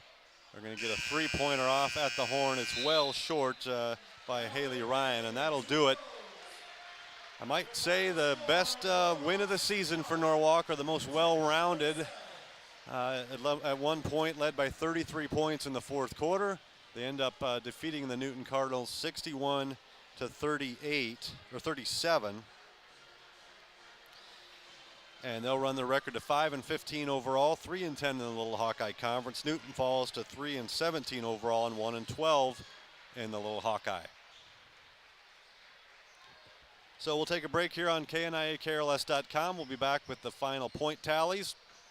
We'll have our play of the game, our player of the game, and then we'll look ahead to the boys' game as well. So stay with us on KNIAKRLS.com. Going for a walk out by the lake, a hike at Elk Rock, or a bike ride on the Somerset Trail and want to hear local information and stories? Check out the KNIA podcasts. All of our Let's Talk and in-depth programs are available as podcasts for your convenience. Check out interviews you may have missed with our archive program saved as podcasts at KNIAKRLS.com and use the drop-down menu on the homepage to subscribe to never miss an episode. At Harvey's Automotive and Machine in Norwalk, your CarQuest Auto Parts team members are here to ensure you get the right parts the first time. Their stores offer a variety of free services and convenient hours to help make your life easier and your driving experience as smooth as possible. At Harvey's Automotive, customer service is driven by independent owners who are passionate about delivering excellence in everything they do. Harvey's Automotive is also a proud supporter of Norwalk High School athletics, and they would like to wish all the Warrior teams good luck. Cementech in Indianola is hiring for a variety of job openings. Along with competitive pay, Cementech offers free medical insurance premiums, which means no payroll deductions. They also offer 100% employee-owned annual stock grants to build your retirement nest egg at no cost to you, as well as annual educational scholarships awarded to children of employees. Check out their job openings today at cementech.com/careers and come join the team at Cementech in Indianola. At Greg Young Chevrolet in Norwalk, your satisfaction is their top priority. Their friendly professional team is committed to helping you find the information and assistance you need at every step of the car buying and ownership journey. Combine that with their award-winning customer service, thousands of vehicles to choose from, and always here community care, you can trust the team at Greg Young Chevrolet in Norwalk will go the extra mile to ensure you drive away in the new or used vehicle that fits you. Check them out at gychevynorwalk.com or stop by the dealership at 2501 Sunset Drive in Norwalk today. Bellflower Florist and Gifts in Norwalk is your neighborhood floral and gift shop that offers exceptional quality, service, and design for all your floral needs.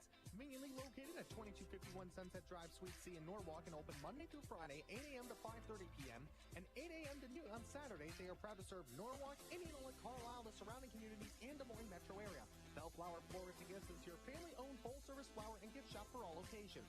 From floral arrangements to gifts for everyone, they have you covered at Bellflower Florist and Gifts in Norwalk. At Holland Farms Senior Living in Norwalk, their goal is for every resident to make Holland Farms their home for years to come by offering services in 3 distinct residential options: carefree living, assisted living, and memory care. Holland Farms can gladly serve the needs of all who reside in their community. Holland Farms Senior Living opened its doors in May of 2021 and is conveniently located at 2800 Sunset Drive, right next to Elizabeth Holland Park. If you are interested in learning more about Norwalk's newest senior living community and would like to schedule a tour, simply visit hollandfarmsliving.com.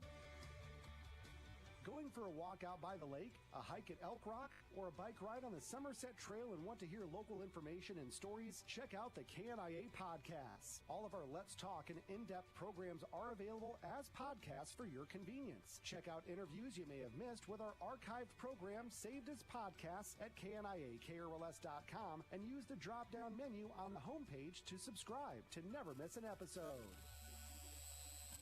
Stay in the know with everything going on throughout Indianola and Warren County with Let's Talk Indianola. You can hear in-depth discussions with lawmakers, city officials, and leaders of our community during all 3 KNIA hour-long news magazines. You can also find Let's Talk Indianola 24 hours a day on KNIAKRLS.com and download them on Apple Podcasts and Google Play. The one to count on for today's news and local information is KNIA Knoxville, Indianola.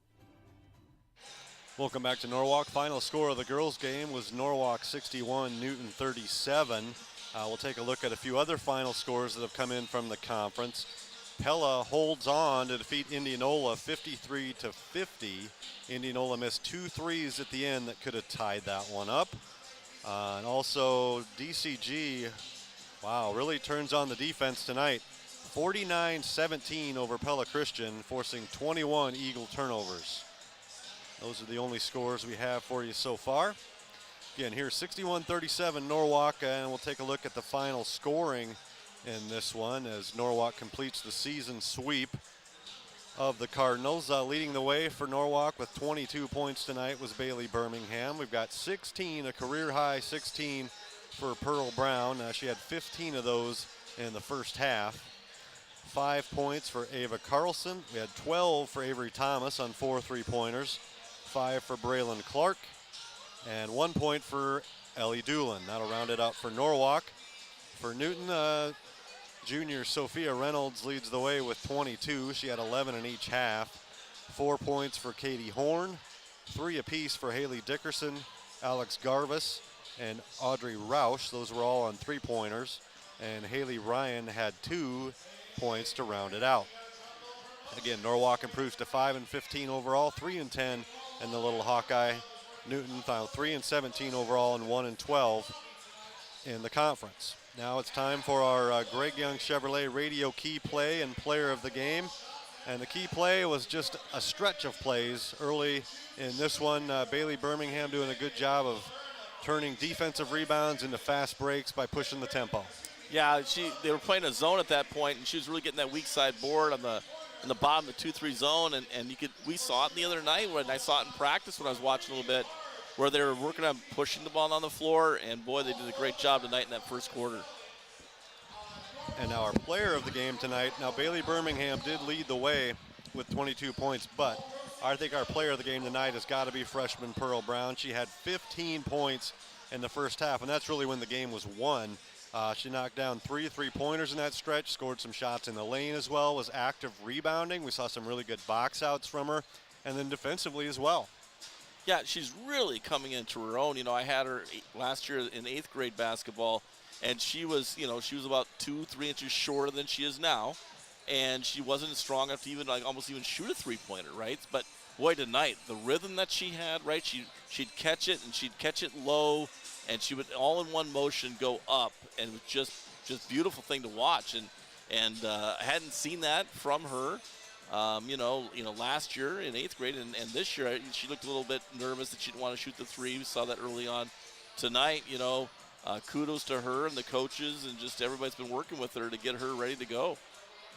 All right, well, that's been our Greg Young Chevrolet radio key play and player of the game. Let Greg Young Chevrolet in Norwalk go the extra mile for you with award-winning customer service, thousands of vehicles to choose from, and always here, community care. Greg Young Chevrolet in Norwalk. So that's going to do it for the girls' game here. We look back at the keys to the game earlier. I think both of those things were accomplished by Norwalk. Win the turnover battle. They did that for sure. They scored in transition off some of those. And defend the home court and get the sweep. They did that. First home win of the year for the Warrior girls. Yeah, congratulations to the girls. And they got another one coming up on senior night on Friday against the Oskaloosa Indians. Yeah, Should be a good matchup. They'll find out tomorrow where they're going to be in regionals. And on Friday, they close out the regular season against Oski, so we look forward to that. Now we'll take another break here on KNIAKRLS.com. Stay with us. We'll have the boys pregame show and the boys game. It should be a good one. Stay with us. Know what decisions are being made at local school board sessions, Board of Supervisors meetings, and City Council meetings by listening to KNIA News. Our award-winning news staff will bring you information from your elected officials and decision makers, as well as heartfelt feature stories, weather coverage, and more. If you miss it on air, find it all on KNIAKRLS.com. The one to count on for today's local news is KNIA Knoxville, Indianola.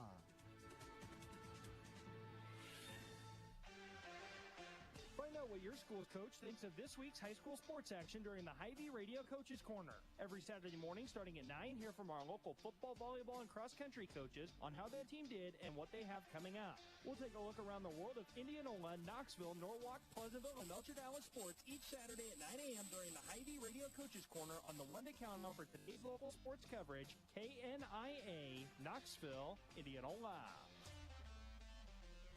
At Greg Young Chevrolet in Norwalk, your satisfaction is their top priority. Their friendly professional team is committed to helping you find the information and assistance you need at every step of the car buying and ownership journey. Combine that with their award-winning customer service, thousands of vehicles to choose from, and always here community care, you can trust the team at Greg Young Chevrolet in Norwalk will go the extra mile to ensure you drive away in the new or used vehicle that fits you. Check them out at gychevynorwalk.com or stop by the dealership at 2501 Sunset Drive in Norwalk today. Remax Precision of Norwalk is ready to help lead the search for your next home. Remax Precision is a premier upscale real estate firm specializing in new construction, residential, and commercial real estate in central Iowa. Their mission is to provide a better type of service for both the realtor and clientele through the use of technology, agent experience, and exceptional market knowledge. Contact Remax Precision today at 515-201-4203. Remax Precision of Norwalk is also a proud supporter of Norwalk High School Athletics, and they want to wish the Warrior student athletes and teams an outstanding school year. Unity Point Clinic Norwalk provides family medicine for people of all ages in Norwalk and the surrounding area. Conveniently located at 801 Colonial Circle and open Monday through Thursday 7:30 to 5:30 and Fridays 7:30 to 5, Unity Point Clinic Norwalk can provide a variety of services for your physical, emotional, and mental health needs, such as routine checkups, immunizations, annual physical exams, and other preventative care. When it comes to your health, trust the professionals at Unity Point Clinic in Norwalk.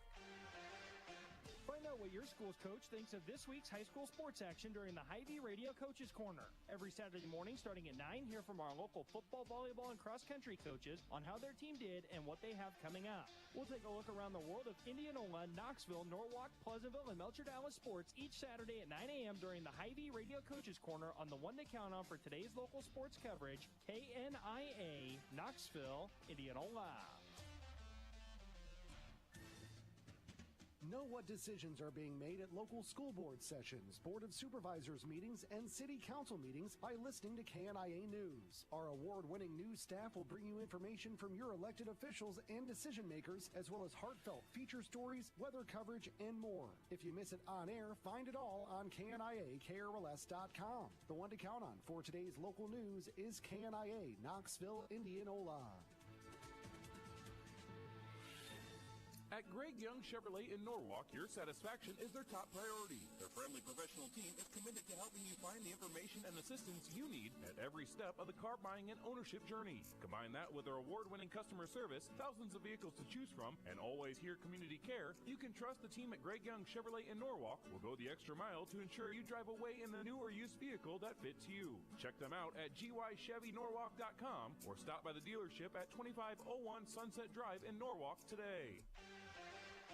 Find out what your school's coach thinks of this week's high school sports action during the Hy-Vee Radio Coaches Corner. Every Saturday morning starting at 9, hear from our local football, volleyball, and cross-country coaches on how their team did and what they have coming up. We'll take a look around the world of Indianola, Knoxville, Norwalk, Pleasantville, and Melcher Dallas sports each Saturday at 9 a.m. during the Hy-Vee Radio Coaches Corner on the one to count on for today's local sports coverage, KNIA, Knoxville, Indianola. Know what decisions are being made at local school board sessions, Board of Supervisors meetings, and City Council meetings by listening to KNIA News. Our award-winning news staff will bring you information from your elected officials and decision makers, as well as heartfelt feature stories, weather coverage, and more. If you miss it on air, find it all on KNIA-KRLS.com. The one to count on for today's local news is KNIA, Knoxville, Indianola. Stay in the know with everything going on throughout Indianola and Warren County with Let's Talk Indianola. You can hear in-depth discussions with lawmakers, city officials, and leaders of our community during all 3 KNIA hour-long news magazines. You can also find Let's Talk Indianola 24 hours a day on KNIA-KRLS.com and download them on Apple Podcasts and Google Play. The one to count on for today's news and local information is KNIA Knoxville, Indianola. Going for a walk out by the lake, a hike at Elk Rock, or a bike ride on the Somerset Trail and want to hear local information and stories? Check out the KNIA podcasts. All of our Let's Talk and in-depth programs are available as podcasts for your convenience. Check out interviews you may have missed with our archived programs saved as podcasts at KNIA-KRLS.com and use the drop-down menu on the homepage to subscribe to never miss an episode. Welcome back to Norwalk High School. Mike Effner and Steve Wormer-Skirkin with you. Girls game in the books. Norwalk won that one big. Now it's time for what we think will be a very good boys basketball game tonight. It's a battle for second in the Little Hawkeye Conference. The 7th-ranked 4A Norwalk Warriors enter the game with a 10-game winning streak. They're 14-3 overall, 9-3 in the Little Hawkeye. Newton, meanwhile, is ranked 4th in Class 3A now, and they've won 5 in a row. They're 12-4 overall, 9-3 in the Little Hawkeye. And this was a 4-point game last time. Norwalk kind of had control of it most of the second half, but they could never quite put Newton away.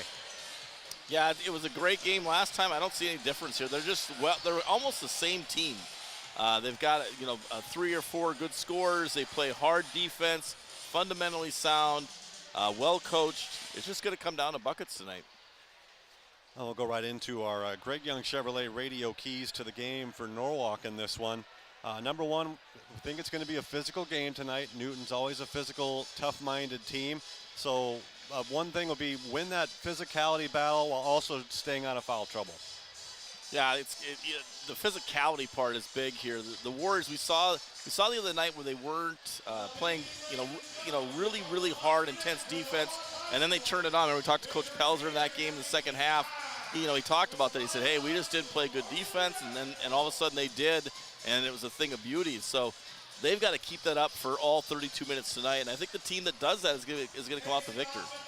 Another big key tonight, the big three for Norwalk. We talked about them the other night. Reddick Bourne, Braden Carlson, and Aiden Harder. I think they scored 50 of the first 51 or something like that the other night. They were huge. Need them to be big again tonight. And then somebody else step up big, and we've seen that all year long, whether it's Cameron Thomas at DCG hitting those big three-pointers later. Jack Brown getting hot early and doing some things. So big three dominate, and somebody else step up. Yeah, and we've seen that from Cam Thomas and from Jack Brown. And Jack Brown, he didn't score the other night, right? So they took him out of the game, but that meant that Braden Carlson had it one-on-one in the post all by himself. And he did a great job the other night. And really the last 2-3 games, he's really worked in that mid-range game, and it's looked great. So Newton didn't see that the last time. So we'll see if that, in Carlson's game, that mid-range game, that free throw line game, we'll see if that makes a difference tonight. That's been our Greg Young Chevrolet radio keys to the game. Let Greg Young Chevrolet in Norwalk go the extra mile for you with award-winning customer service, thousands of vehicles to choose from, and always here community care. Greg Young Chevrolet in Norwalk. And we'll take a quick look at the starting lineups for both teams now. First of all, for the visiting Newton Cardinals, number 1, Jake Engel, a good 5'7" senior guard, 10.2 points a game, about 4 assists per game. Then you've got number 3, senior Brody Bauer at 6'2". He averages 11.4 and 5.3 rebounds a game. Number 13, Tade Vanderlaan, a 6'3" senior, averages 6 points a game. Number 20, another senior, Carson Satterfield, with 5.1 points a game. And then rounding it out, their leading scorer, number 32, Cole Plowman, 6'5" senior. We saw him do some good things last time, 15.6 points and 7.8 rebounds per game. So close to a double-double average for Plowman, and presents some size problems in there perhaps for Newton. For Norwalk, same 5 as always. Number 0, Reddick Bourne, 6'3" junior, 18.2 points, 6 rebounds, and 5 assists per game. Number 1, Jack Brown, a 5'10" senior, 9 points a game. Number 2, Braden Carlson, a 6'4" senior, 14.6 points, 7.9 rebounds per contest. And number 3, Cameron Thomas, 6'1" sophomore, 4.1 points, 3.1 rebounds a game, and a 1.5 assists. And then rounding it out, number 32, Aiden Harder, 6'3" junior, 10.3 points and 4 rebounds a game.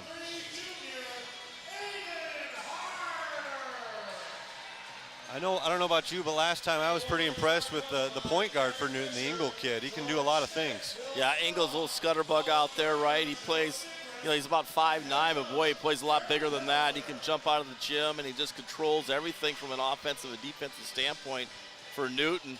I think the other thing will be interesting to see to start the first 4 minutes. How does Newton adjust to this gym, right? It's a little different. You've got a lot of distance between the backboard and the stands there. So it'll be interesting to see if they have any trouble with that, or if it's no problem for Newton. So we're set for the opening tip here. It's going to be Braden Carlson for Norwalk. And looks like Cole Plowman will jump it for Newton, and Norwalk wins the tip. Newton coming out man-to-man. Cameron Thomas with it up top. Now an early three for Jack Brown. He didn't get many shots the other night, but he misses this one. Yeah, so Norwalk. Set play there for Jack Brown on a double curl. And both teams will come out in man. Engel controlling it. Going to hand it off to Bauer. He drives in there and dishes it off. Engel looking to drive on Brown. Now a three-pointer by Bauer, up no good. He gets his own rebound, dumps it off to Plowman. Reverse layup hits the underside of the rim, and Carlson has the board. Yeah, good defensive set there for the Warriors. Really contested all those shots. Now in Harder with a three-point attempt. It's long, but the rebound is Carlson. He gets it to Thomas. He loses control, gets it back to Carlson, and Norwalk will reset here. And it looks like 3 seconds. 3 seconds in the lane. You don't see that very often anyway. He had the back heel in the lane. So usually they kind of let that stuff go because he wasn't really camping, down the low block or anything. So, but we'll play on Newton's basketball. Couple of top 10 ranked teams here. Newton all the way up to number 4 in Class 3A now, and Norwalk taking nice steps as well. They went from 9th to 7th in Class 4A. Engel driving into the lane. Harder cuts him off, kicks it back up top. Three-pointer on the way is short by Drew Thompson, but another offensive board. Now Engel's going to try a three. This one's good. So the Cardinals draw first blood in this one, 3-0 Newton. Yeah, really flying in on those offensive boards. The Warriors need to take advantage of that if they get the rebound and really press the ball. We'll see what the Warriors do here. They've missed a couple of threes. Now they go inside to Carlson. His shot up the glass is good.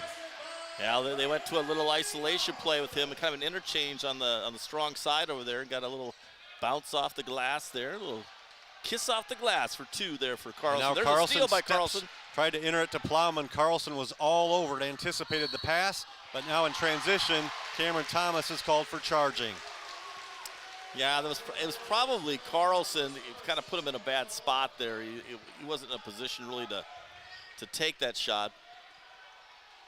This matchup between Plowman and Carlson, I'm looking forward to it. 6'4" against 6'5". I think this is going to be one to watch. Yeah, it might come down to that really.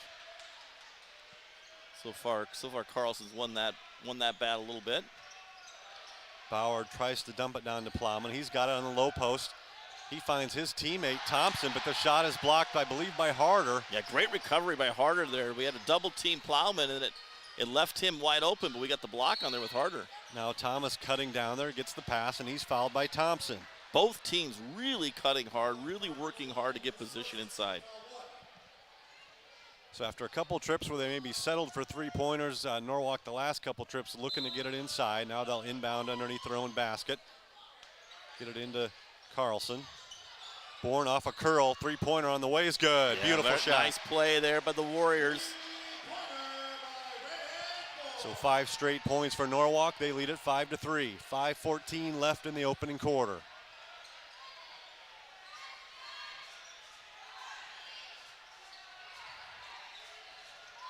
Warriors take a lot of pride in their man-to-man, and they're really guarding out there early. Long 17-footer on the way by Plowman, no good. Rebound Warriors. He really settled for that, right? The Warriors played such good defense. He just kind of settled for a 16-footer. Harder pulls up from the free throw line. No, he finds a cutting Carlson. Oh. He is fouled. Shot bounces out, but Carlson will go to the line. It's going to be on Plowman, I think. Yeah, it is. First foul on Carlson, second on the team. They really drop off in that post area to guard Carlson if he goes out of the game with some really fouls. So they might want to think about, some of their sets there the Warriors run, and Coach Pelzer's got a million of them to get some low touches there for Carlson this next couple of possessions. I would look for them to attack quite frequently down there with Carlson, who's so good inside that 12 feet. Yeah, well, we talked about him being big tonight. He's already got some easy, one bucket and a couple free throws. Yeah, 4 points for Carlson. It's a 7-3 lead for Norwalk as they've scored 7 unanswered.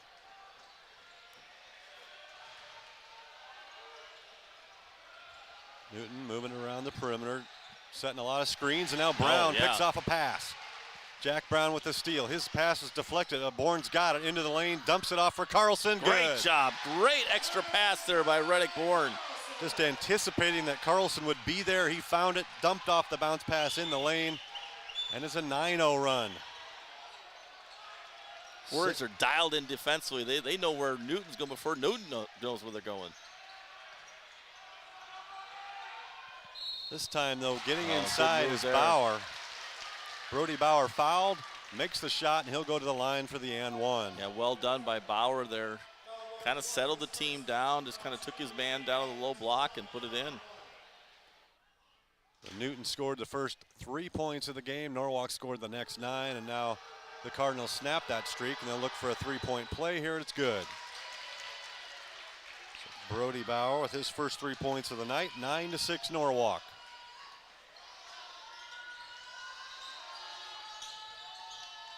Yeah, they're tightly guarding Thomas there. I thought they might sag off him a little bit, but which is really kind of freeing up that lane area for lots of cuts, lots of flex cuts underneath. Carlson, nice spin move in the lane, did everything but make the shot, but Bourne is there for the offensive rebound. I like that move by Carlson. Yeah, that's what we saw the other night. That's just a great job. Thomas gonna drive on his man. He's guarded by Engel. Now into Bourne in the block, doubled. Good job of Bourne going up, misses a shot, but gets the putback. Muscled up Bauer there. You know, Bauer's got that one foul. He knows, right? Bauer knows he picks up a second in the first quarter. He might be sitting down, so that's a good job by Reddick, really bodying him up inside. Yeah, Bauer with the foul. You got Plowman with the foul. Actually, they don't have Bauer with the foul. Shot on the other end is no good. Now, they got one on the board, so but that could be wrong. It's not always official. So Norwalk now with it, 11-6 is their lead, 2:47 left in the opening quarter. Trying to post up harder this time. He pops out instead for a 3, and it's good. Oh, nice ball movement by the Warriors again. So all 3 members of the big 3 have scored now. Aiden Harder gets the 3, and it's 14-6. Steal by Carlson. He's going to look to finish. Engel cuts in front of him, but layup is good. There's a timeout by Coach Jason there. Smart timeout by Newton. We'll see if it's a 30 or a full. Looks like a 30 coming up. That's another steal for Carlson. 2 early picks. He's been big tonight. He's really read stuff well. I think a lot of that might be just watching film, right? Just kind of knowing that this is what they want to do. So the Cardinals are going to take a 30-second timeout here. 16-6 is your score.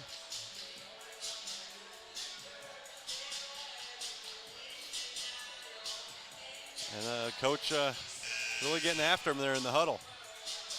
Yeah, he's got to pick those kids up, right? They've kind of a little shell-shocked here. I don't think they expected a 10-point deficit in the first quarter already because it was so close in the last game. So, you know, that's the coach's job right now, getting them settled down and telling them, hey, we got to take some good shots on offense and, you know, handle the ball. They've really given the Warriors, 4 points, 5 points, easy points right off of transition and steals. Right, no pressure, no press so far, but just great half-court man-to-man for Norwalk so far, and they're getting steals out of that half-court man. Yeah, think about that. We got 16 points, and there's been no full-court pressure at all, so that's a great job.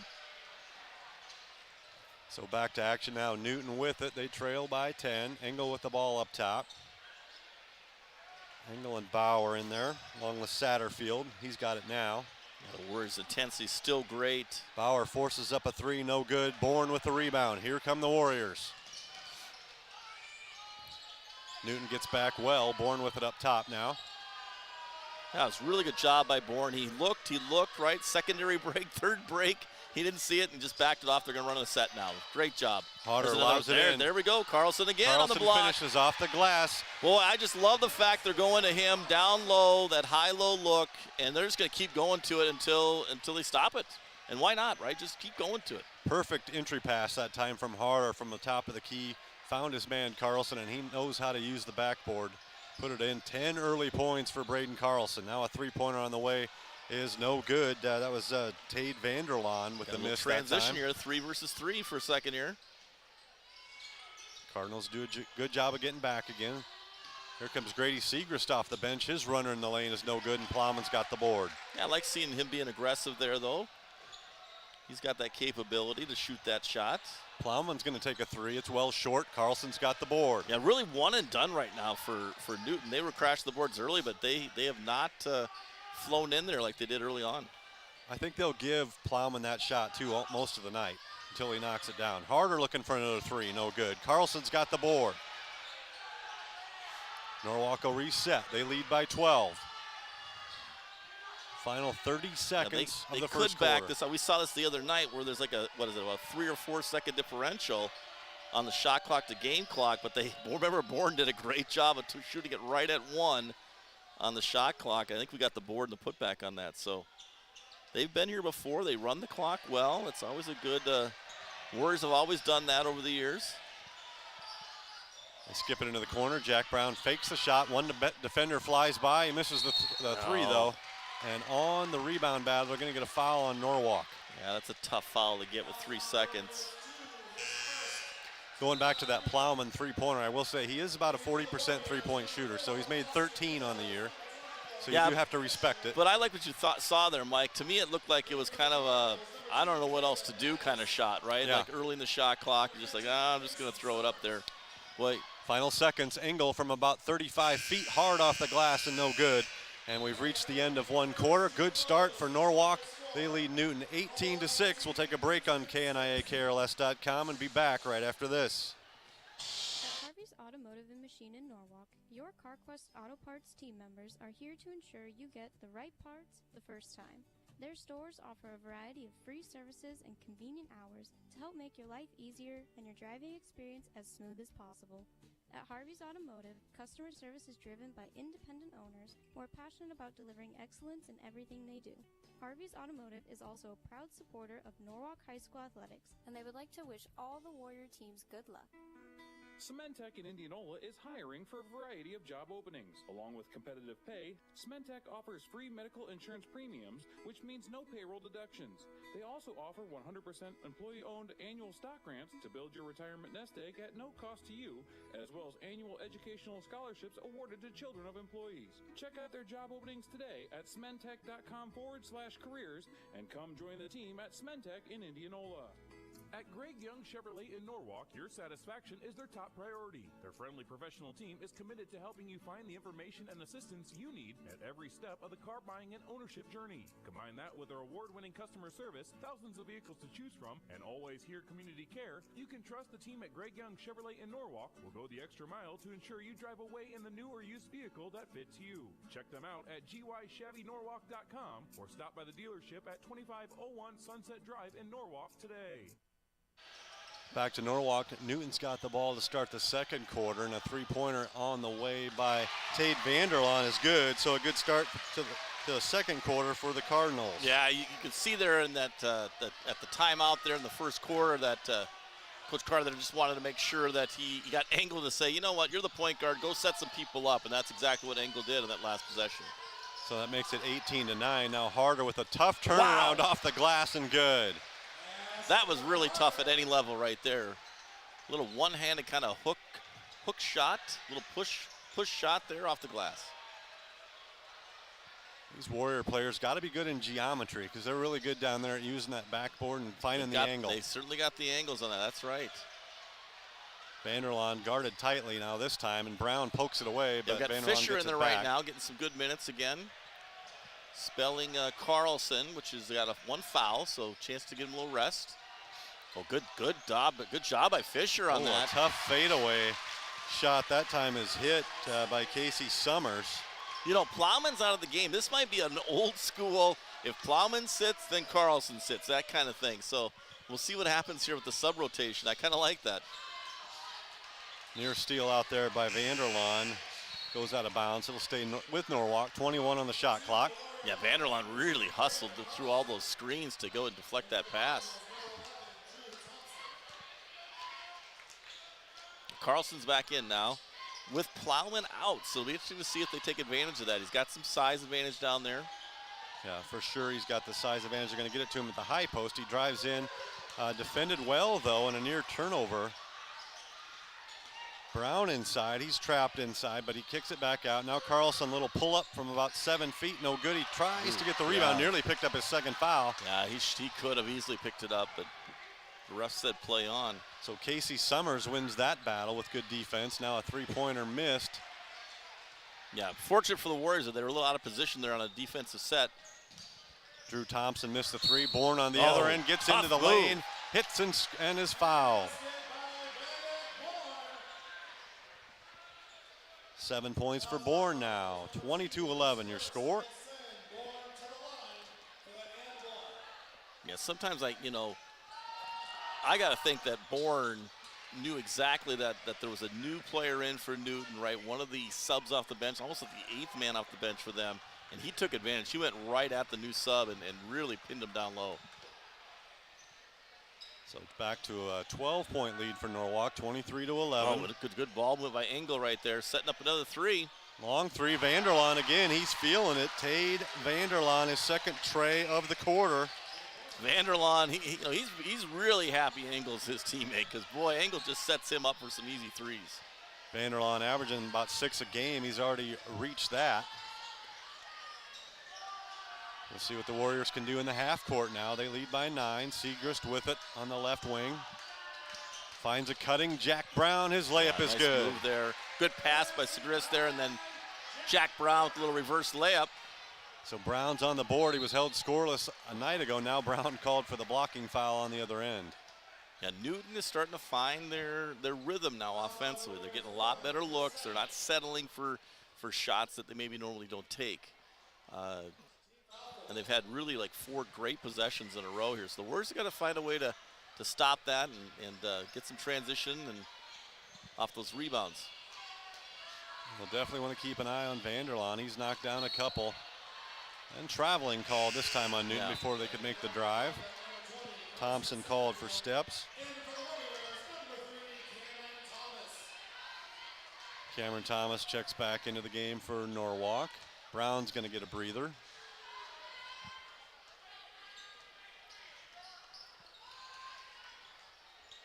.433 left in the first half. Norwalk up by 11. Bourne trying to post up down there on the right baseline. Gonna back his man down, kick it out to Carlson. Segrist, ball fake. Bourne now back up top. Good defensive possession by Newton thus far. Down to 10, underneath 10 in the shot clock. It's in Bourne's hands, now it's where you want it. 3 on the clock. Segrist for 3, left wing, good. Oh, that's big for the Warriors. Now that's 5 players in the scoring column now. First 3 of the night for Segrist. That was a great set play there. They did a little back pick there for Segrist there to get him wide open late in the shot clock. Similar to the girls' game now, they've doubled them up early, 28-14. Ooh, little carry right there. Didn't call it. Vanderlaan heat check, this time long. Another. Carlson has the board, he's tied up, and they will call a jump ball. That's good for the Warriors. It would have been too bad to lose that possession right there. Plowman going to check back in for Summers, who did a good job in his absence. Summers did a really good job in there. He impressed me there with his defensive tendency on Carlson. I mean, Carlson might have a better chance to score now with Plowman. Yeah, we'll see about that. Summers 6'3", Plowman 6'5", so a couple inches different there, but Plowman a little more physical, Summers a little more physical. Play. Tried the lob there, and I think that one was scouted a bit. Plowman was able to interfere there and knock that one away. Satterfield drives in now for Newton, shot no good. Plowman's got the board, goes back up strong, no call there. I think Newton wanted a foul, didn't get it. Yeah, Carlson. They do get a foul. Yeah, they call on Carlson. He's a little frustrated there. He felt like he got kind of bumped and beat up there on that offensive board possession there for Newton. It's going to get him on the bench now with 2 fouls. Yeah, I think he could have picked one up initially. They didn't call it, and then he ended up getting called for his second. So Ian Fisher back in there. Good job here by the Warriors. Bourne steals the inbounds pass. He's 1-on-2. He dishes it off to Segrist. Layup is good. Nice job there by Bourne, making that decision late to dump it off to Segrist. They're drawing in the defense. Grady with 5 points now, and both of his buckets assisted by Reddick Bourne. That's one of the better offensive nights that he's had here. He's getting in the flow of the game. Couple youngsters tonight, right? Pearl Bound and now Grady Segrist, their sophomore. And that's an early candidate for play of the game, perhaps. The steal of the I think inbounds. you got to write that one down. Oh, Boy. but Tade Vanderlaan. He's keeping him in the ball game. There's no doubt about it. Third three-pointer of the quarter. I think he's missed one, maybe two. You got to make an adjustment on that and start to tiger guard him a little bit. Take him out of the game. 30-17. Fisher's going to try it from 17 feet. We saw knock that it down. the other night. He hit that 15-footer the other night, so he's very comfortable with that. In rhythm there, Ian Fisher knocks down the left-handed jumper. Back to a 15-point game. 2 minutes left in the first half. Fast-moving half. Yeah, Segrist a little bit tighter now. And there's Fisher with the steal. Jumps right in front of Plowman, gets it now. He might finish. Oh, we couldn't quite catch the, thought he was going to finish on the break. Oh, near good back job by court Riddick Bourne violation. saving that from an over-the-back call. Yeah, now Pelzer's good decision by Coach Pelzer there. He saw a little kind of helter-skelter. He's like, all right, let's run a set play to get us settled down. Yeah, when you've got as many set plays in the bag as the Warriors do, it's never a problem to slow it down. Yeah, there's a good look inside. Aiden Harder inside, but spins right into Plowman, and he blocks the shot. Newton comes out of there. We saw the first time Newton doesn't go away. Drive in there, though, shot no good by Caleb They're letting Mattis. it play right now, and this is good for the Warriors because I think they're a little bit deeper, a little more physical team. Riddick Bourne, baseline, Segrist finds again. Segrist. Three, oh, I thought he had it, no good. Fisher chases down the rebound. Nice job by Fisher, good hustle. Cam Thomas, three-pointer, no good. This time a foul, though, called on Fisher over the back. I went over the back of Satterfield or Vanderlaan down there. First foul on Fisher. Yeah, if you're Coach Pelzer, though, we talked about that intensity. Who's going to keep it the longest? Boy, the Warriors, they've got it so far for the first 15 minutes of the game. They've been really up and down the floor, defensive intensity, and all the loose balls the Warriors are getting. So, advantage Warriors so far. Under the final minute now, Vanderlaan open. This time they luck out, he misses, and loose ball rebound by Harder. Here comes Bourne.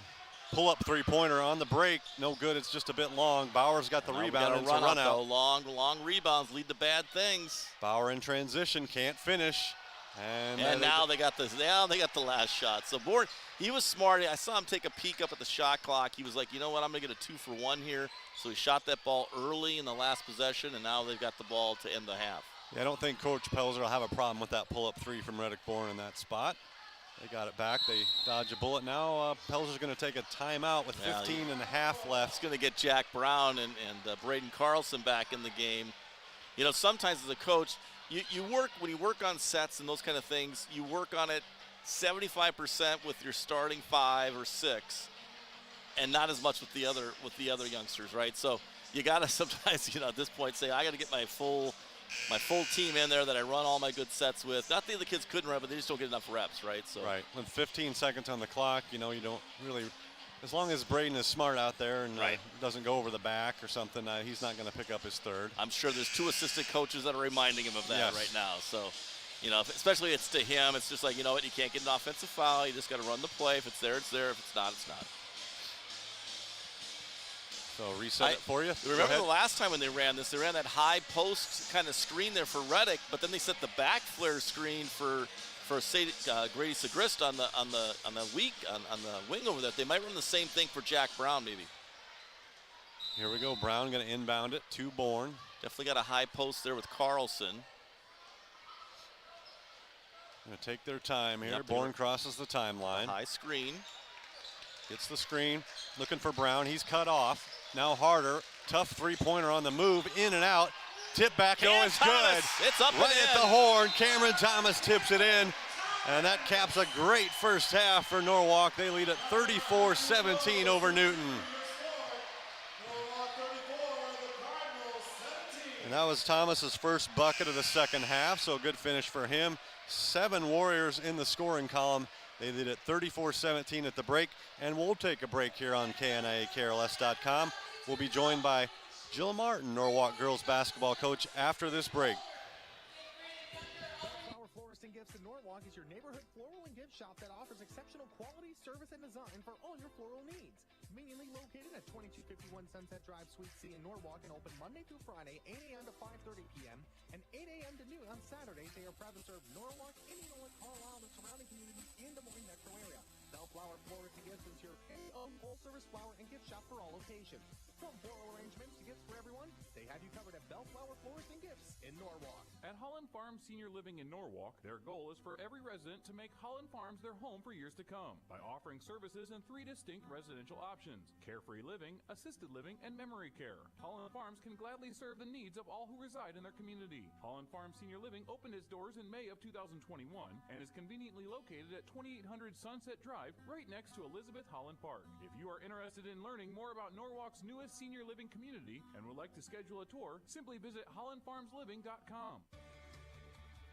Going for a walk out by the lake, a hike at Elk Rock, or a bike ride on the Somerset Trail and want to hear local information and stories? Check out the KNIA podcasts. All of our Let's Talk and in-depth programs are available as podcasts for your convenience. Check out interviews you may have missed with our archived programs saved as podcasts at KNIAKRLS.com and use the drop-down menu on the homepage to subscribe to never miss an episode.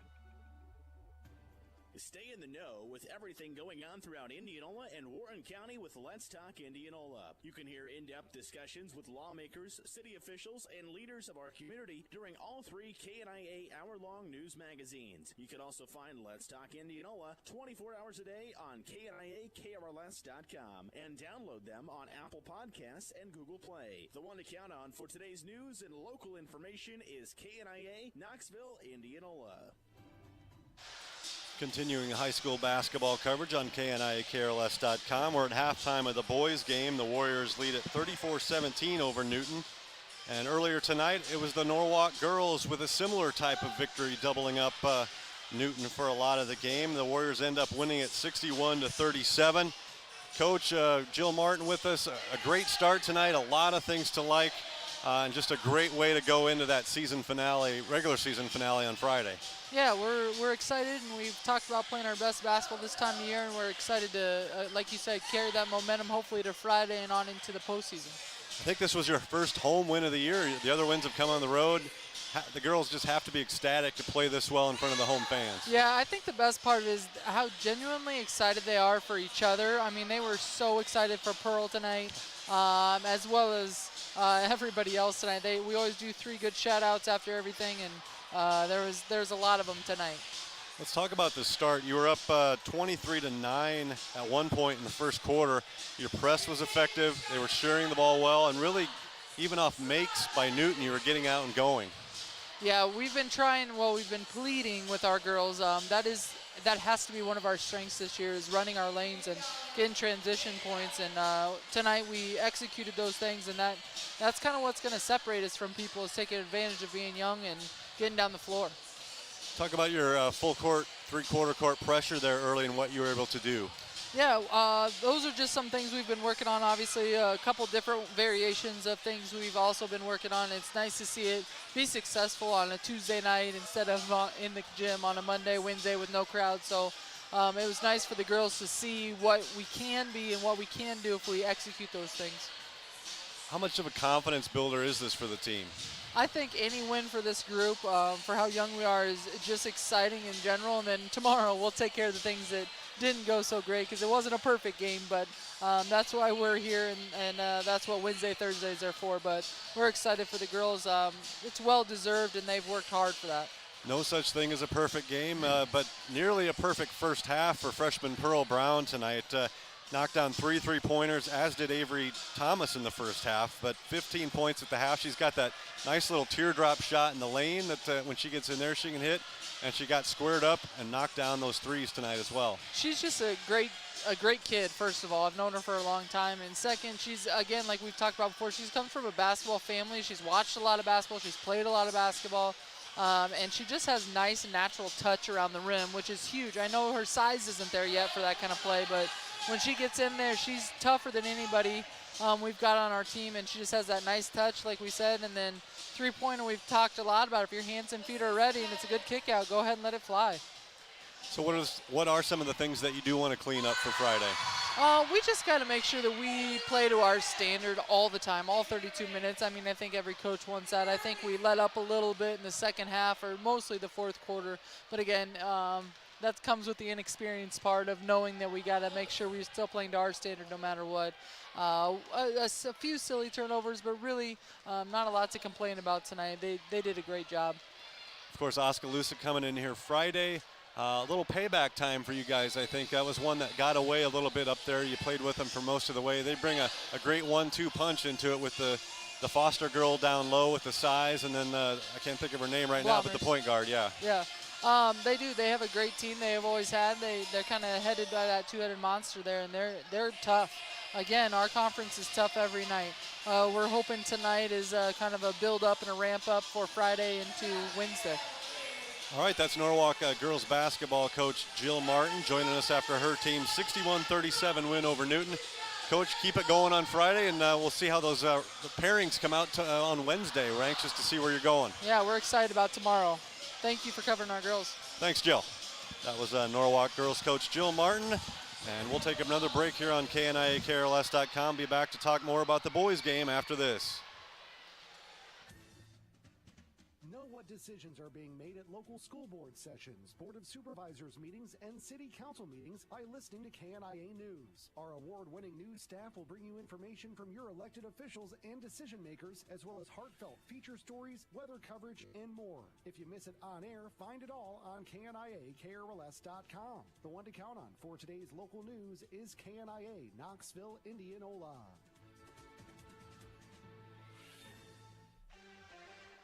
Find out what your school's coach thinks of this week's high school sports action during the Hy-Vee Radio Coaches Corner. Every Saturday morning starting at 9, hear from our local football, volleyball, and cross-country coaches on how their team did and what they have coming up. We'll take a look around the world of Indianola, Knoxville, Norwalk, Pleasantville, and Melcher Dallas sports each Saturday at 9 a.m. during the Hy-Vee Radio Coaches Corner on the one to count on for today's local sports coverage, KNIA, Knoxville, Indianola.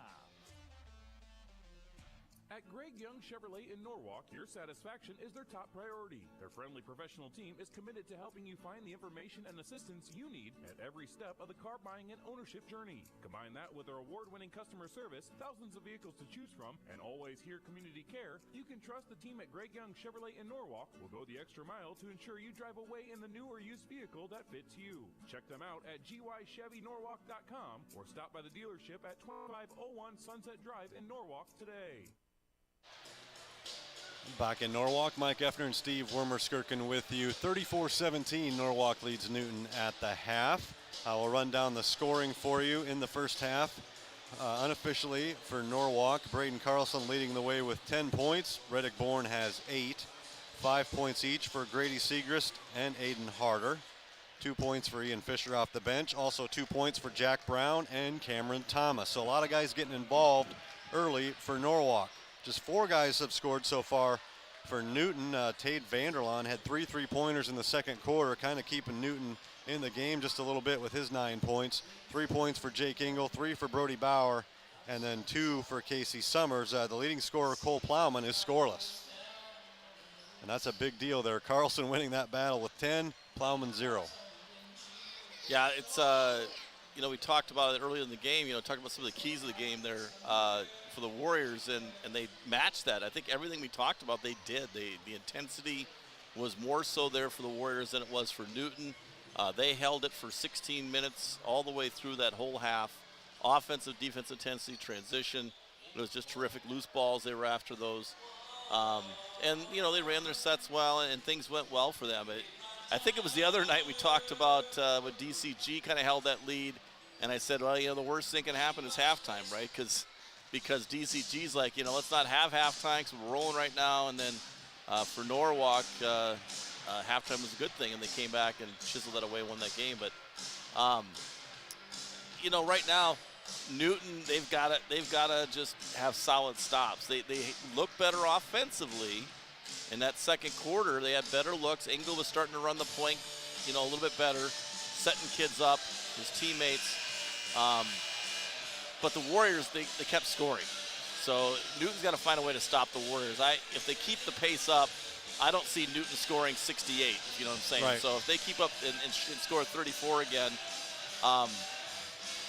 it's just almost impossible for Newton to score that much. So they've got to find a way to slow down the Warriors, and we'll be interesting to see what they try to do here. See if they try to mix something up, maybe some junk defenses, something like that. 34-17 here. Another halftime score. Indianola boys lead Pella 37-28.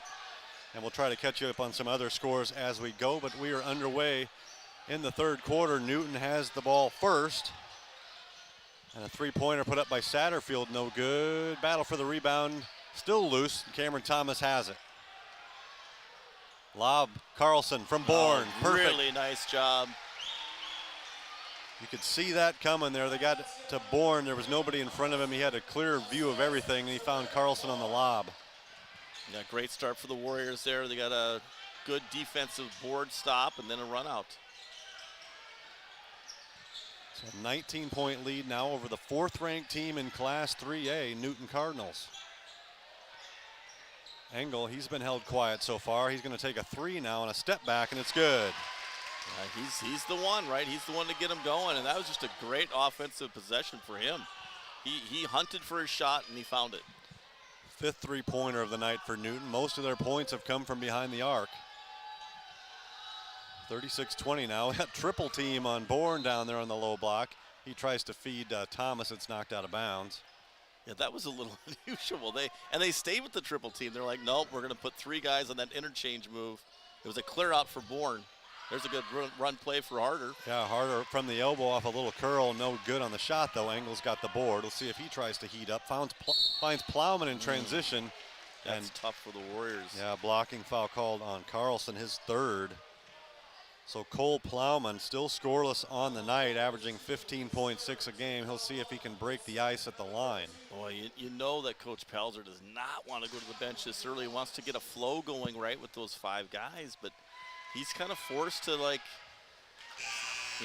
let Fisher, work with this group here. I mean, he's a senior. He's played with these kids forever, so he should have no trouble flowing in there. And he had great hustle in that first half. So, yeah, Fisher doesn't give you the same scoring abilities, but he's going to do a lot of good things in there. He's going to give you all he's got. Yeah, and he's going to run everything offensively that Carlson could run. And they blow it dead here. Both free throws were good, making it 36-22. Got a little timeout for some water on the floor. So 5 points in a row now for Newton. I never thought about that as a coach. Maybe you want to set something up or call a timeout or just kind of settle. You just say water on the floor. Yeah. Right? Just I never thought about that. Oh, hey, sir, we got some water on the floor. They're going to blow the whistle, right, every time. Just accidentally spill a little like bit out there. How'd that happen, right? We're getting it cleaned up there. They got it cleaned up. Eric Fisher doing a good job with the towel. Well, the assistant coaches did a great job. They all had their own towel. They were all out there mopping. Efficient crew, pit crew, really good job by the Warriors. Back to action now. About a minute and a half into the second half. Bourne picks up his dribble up top. Now he's got it back on the right wing. Going to drive on Satterfield.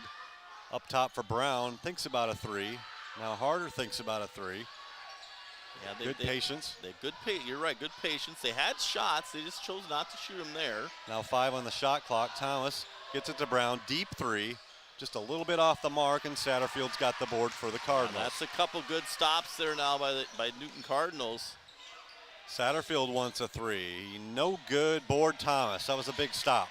Yeah, that could have really propelled them there if they would have got a transition three, but the Warriors get the stop there. Chance to increase the lead. They're up 14 with about 5 minutes to go here in the third quarter. So we'll see what Norwalk can do now. They've had just a little bit of a dry spell for them of about 3 possessions. Harder with it up top, guarded by Satterfield. Now they switch off, Plowman on him. There's Cameron Thomas. Cam Thomas, yeah. Three-pointer. Oh, yeah, that's really nice. Really got the shoulders square. He kind of stepped back there and kind of a flare, a drop step move with his left foot, and then he squared that up. Now Plowman with a nice baseline move, but can't finish. Yeah, good help there by Harder. Came over. Fisher got beat on the baseline, and he got a little block on that reverse layup. Thomas guarded well this time. I like how Thomas, every time he takes a three, it's a good three. It's a good shot in rhythm. Bourne driving this time on Satterfield. Plowman helps, but they got Satterfield with the body first, and looks like free throws coming up for Reddick Bourne. That's the one thing about Bourne this year. They've done a great job, compared to last year a little bit. He was always so intense and going to the hole, almost out of control at times. At least it looked like it from an official standpoint. This looks more under control, but he's also so crafty. You saw at the end how he kind of drew that foul and kind of bumped into the guy and had that reaction like, oh, I got fouled, and it was just a easy call for the ref. I think that runs in the family. Yeah, that move. He's seen that before. Both free throws up and good for Reddick Bourne. He's in double digits now with 10. And the lead's back to 19, 41-22. So the Warriors kind of withstood kind of Newton's intensity there to start the third quarter, and they've pushed the lead up 2 more points. Oh, nice backdoor cut there by Bauer, and he scores the layup. 5 points now for Brody Bauer. Russ have done a good job in this game. They've kind of let little things go. They don't really, don't really lead to any advantage for anybody. Kind of a nice flow of the game going here. Fisher, high post. They'll find Harder on the low block. And they're going to get him for traveling. No, a jump ball there. He went up. Defender got a hand on the ball. They call a jump. It was really, I'm not sure what to call there. I don't know what you thought, Mike, but he kind of got fouled in the arm, but then it was kind of a jump, and then he kind of let it go, and I don't know. Ref had to call something. That was probably a good idea, right? When in doubt, jump ball. Fisher with a nice hard screen inside there to free up Reddick Bourne. Bourne finds an open Thomas in the corner. He passes up the shot for Brown. Three-pointer no good. There's Reddick Bourne with an offensive board, though, and he's fouled. He's going to get Engel on a little undercut there on that rebound. Engel kind of undercut him.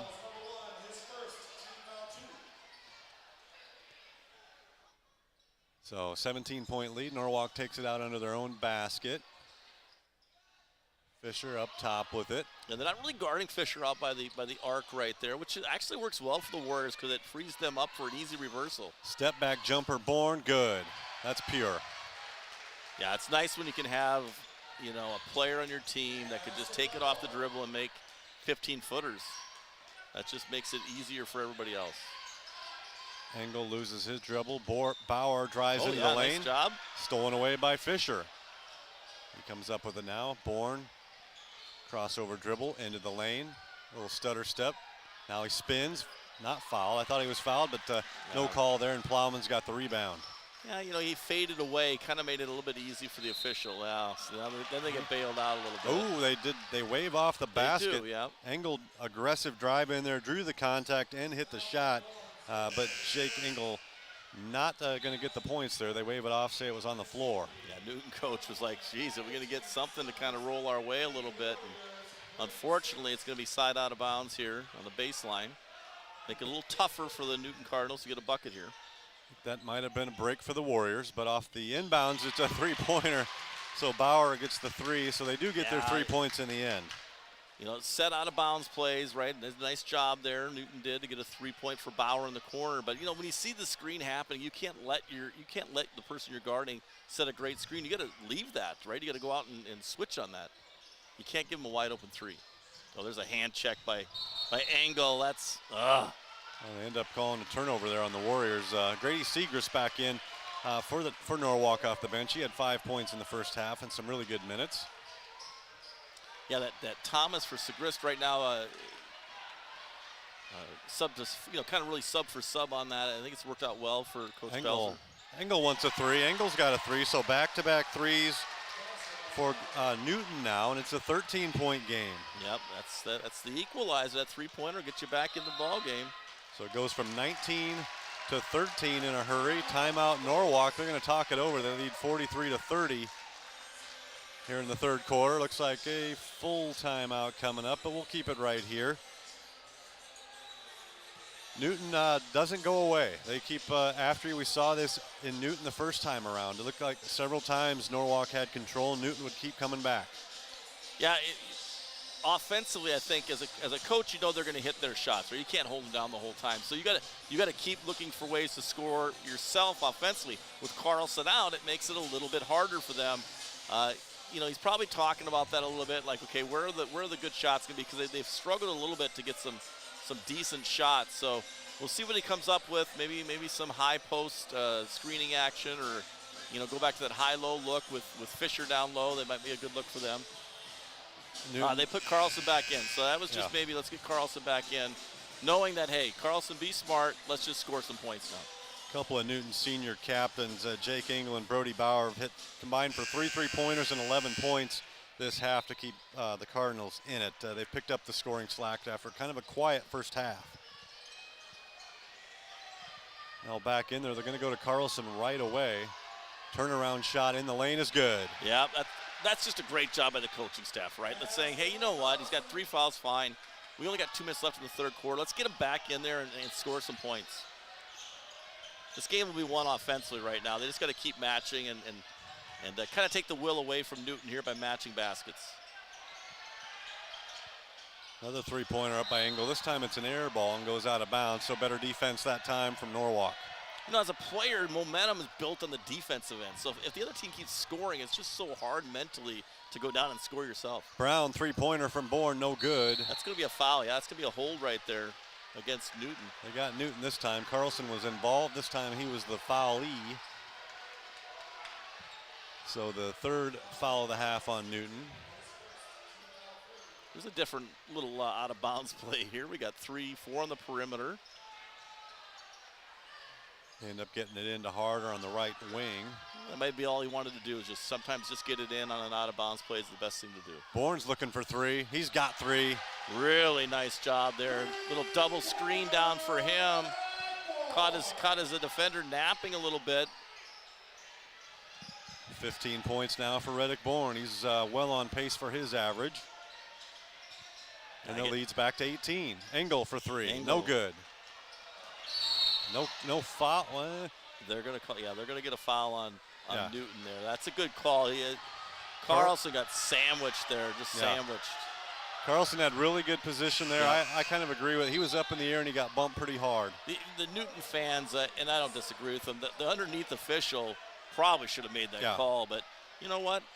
I like the fact that the other official stepped in and said, hey, listen, I saw it from the backside, right? I saw a hand on the back and a little bit of a shove. So after the 6-0 run by Newton, Norwalk has responded with 5 straight points out of the timeout, including Reddick Bourne's 3-pointer. And it's 48-30 with just a little over a minute left in the third quarter. I don't think a timeout could be a play of a game, but right now it seems to be just really a smart play. Kind of pushed all the right buttons there. Coach Pelzer did, and the assistant coaches, they're always talking and making adjustments to that. They've all got their roles on the bench as assistant coaches. Bourne's drive cut off. This time he whips it into the corner. Now an extra pass to Brown, back to Segrist. Bourne drives now, knifes in there. Layup is good. Wow, late in the shot clock. Reddick Bourne. He just has a nose for getting to the rim.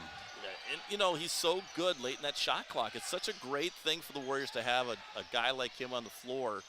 He's like a safety valve. When the possession's going bad, just get it to Reddick with 5 seconds on the shot clock. He'll make something happen.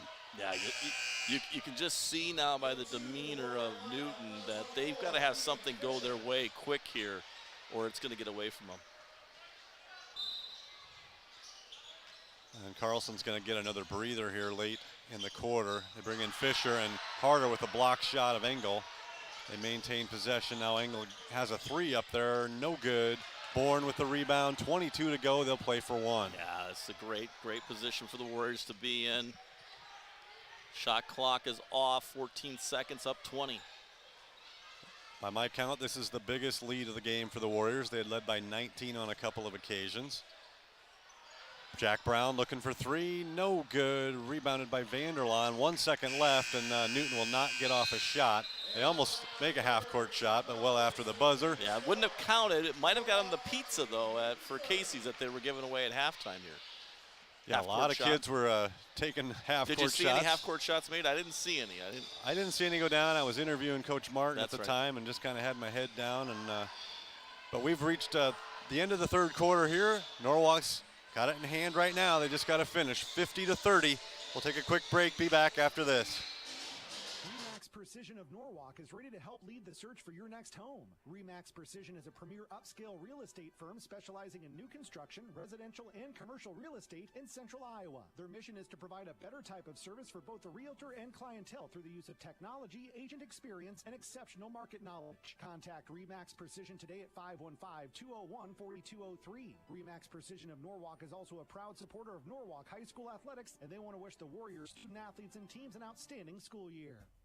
Unity Point Clinic Norwalk provides family medicine for people of all ages in Norwalk and the surrounding area. Conveniently located at 801 Colonial Circle and open Monday through Thursday 7:30 to 5:30 and Fridays 7:30 to 5, Unity Point Clinic Norwalk can provide a variety of services for your physical, emotional, and mental health needs, such as routine checkups, immunizations, annual physical exams, and other preventative care. When it comes to your health, trust the professionals at Unity Point Clinic in Norwalk.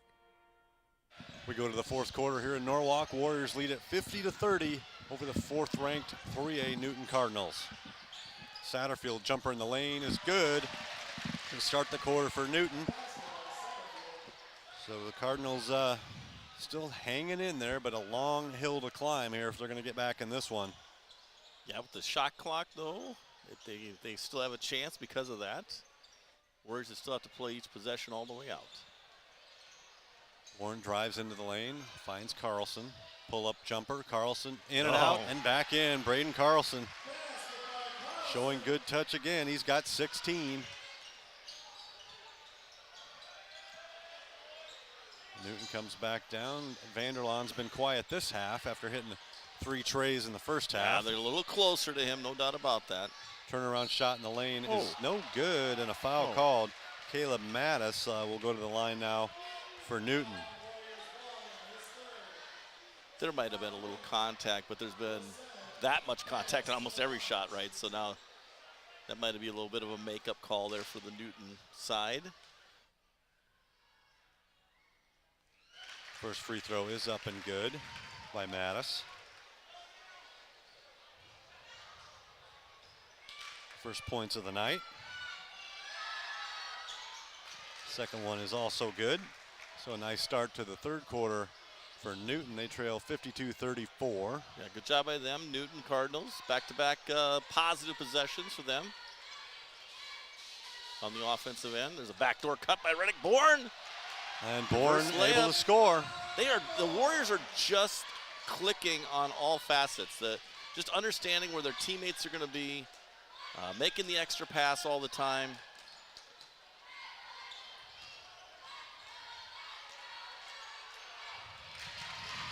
That's 3 straight offensive possessions for Newton to score. Sorry, I was updating my book there. Who scored that one? That was underneath the basket there. I think it was Satterfield. Satterfield with another bucket. I believe so, and don't quote me on that. But second basket of the quarter or the half for Satterfield. 54-36. Good job, Jack Brown. There we go. Not anymore. Jack Brown hits a 3-pointer for the Warriors. You know, that's the first time Jack really, he knew the ball was coming his way because it was kind of a scramble play, and he was going to shoot it. You could tell he's like, this one I'm shooting right away. I'm not going to hesitate, and a good job by him on that. Now Plowman with a nice little turnaround in the lane for Newton. His first field goal of the night on a timeout called on the floor. Yeah, Newton with the timeout there. You know, even though they scored on 6 or 5 consecutive possessions, you know, the coach has got to be like, listen, we got to get some stops, right? We can't keep going, you know, basket for basket here. So maybe they're going to, you know, change something up defensively, go to a zone, because, you know, you still got to play through the shot clock. So maybe go to a zone, a triangle and 2, just something different where maybe the Warriors make a mistake. You got to get some easy buckets right now if you're Newton. You cannot be, you know, literally 7 possessions down and expect to come back on this. It's just not right now they're just kind of trading baskets. That's not going to do it. We'll see if they maybe put on some kind of a full little court press, right? Why not? You never know, right? Maybe like a 1-2-2, just something to kind of get Norwalk out of rhythm, because right now they're definitely in rhythm. And Jack Brown had that 3. That snapped a streak of at least 6 quarters without a 3 for him, so it's good to see him get back on track from long distance. Yeah, like I said before, he just looked like he was going to shoot that, and that's what he needs to do. If he gets his feet set, he's got to be ready to fire it up there right away. And look out, keep an eye on him now, because now that one's gone down, he could heat up quick. Yeah, Ingles on him right now, being pretty tight to him. Carlson has the ball knocked away by Satterfield. We're going to get Satterfield for a foul. That's Newton's 5th foul, I believe. That should be the 5th of the half. See if they change that on the scoreboard. Yep. Yep, there it goes. Second on Satterfield. Beautiful scoreboard up there with the. Now, early in the year, we didn't MPEC. have those fouls I know. and everything up there. This looks fantastic. It was just a great look. Love it. Brown in the left corner again, this time not going to take the shot. Harder with it up top. He's been quiet for a while. Now he'll take a jumper from 16 feet and knock it Quiet down. no more. I thought I might be able to reverse jinx him there. Kind of did, right? That's kind of how it works. He played right into it. Now the lead's back to 21, about as big as it's been. Oh, blocked shot there by Carlson, but they get a foul. Yeah. That'll be number 4 on Braden.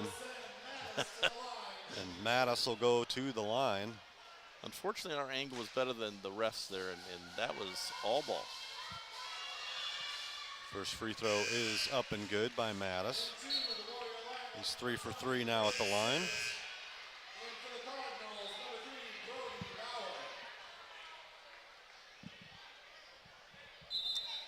Coach Pelder's still going through his rotations. You know, Segrist is back in for Jack Brown, then Jack Brown will go back in for Cam Thomas. So still working the rotations there to keep everybody fresh because, you know, right now defense is what's going to win it for you. So keep that intensity up. Second one no good. Battle for the rebound and it ends Well, up in the hands Newton of Bauer. Needs. He needs a little break here. Mattis drives in there, off balance shot, tough shot, no good. And this time the Warriors clear it out of there. Got a 20-point lead for the Warriors. About 4 minutes to go in the ball game.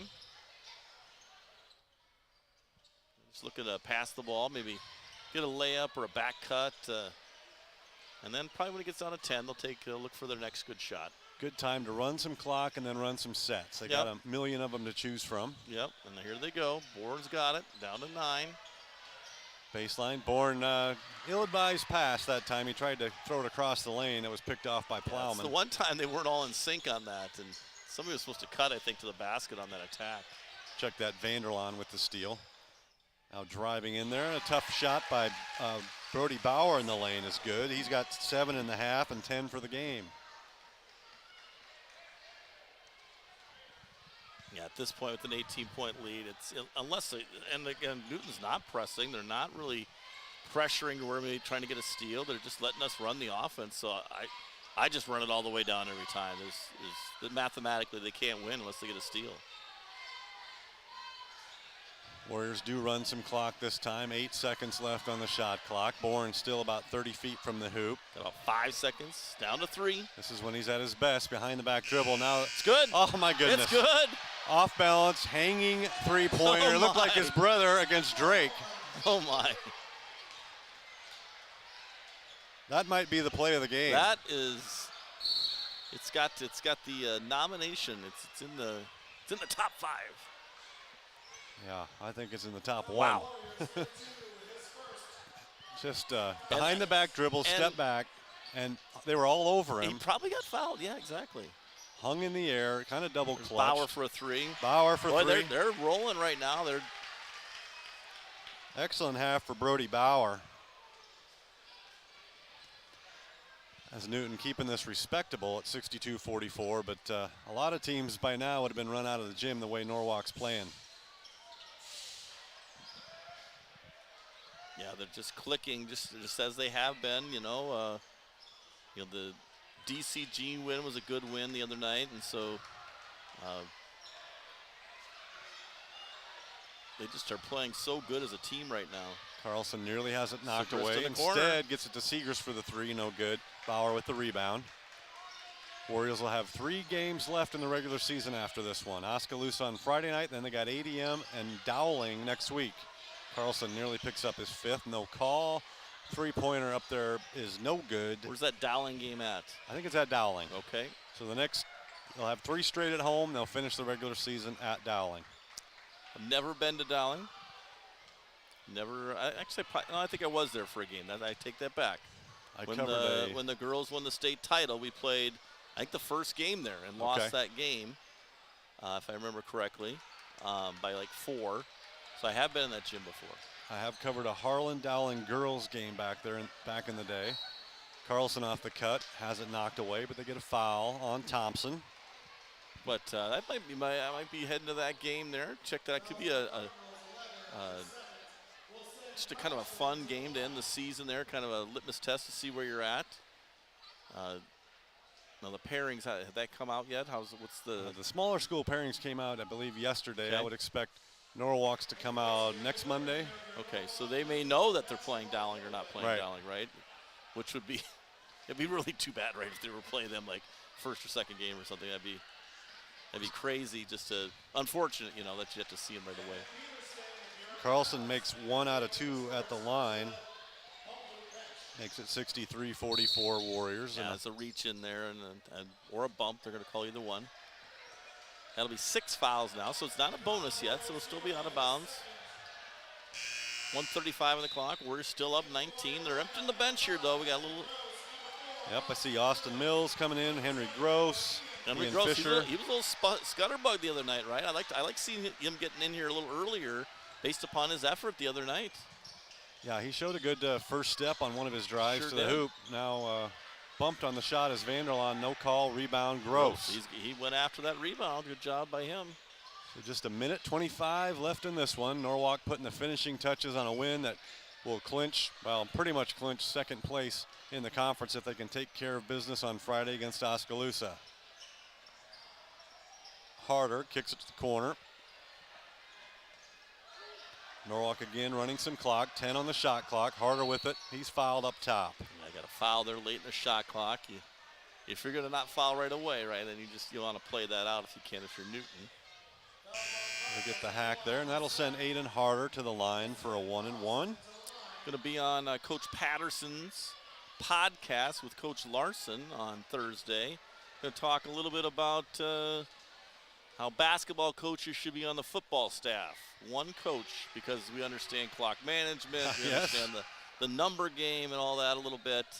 And, we're not football players, so emotions is not a part of what we do, right? We use our quick thinking intellect, so it's going to be kind of a satire type thing, I think, a little bit to talk about that. But there's many times, right, in football games, they always talk about, that coach has got bad clock management, that kind of thing. So we're going to talk about that. And Aiden Harder makes 1 of 2 at the line. Now a drive. little reverse layup there for No Newton. good. Put in Bauer by Bauer. puts it back in, though.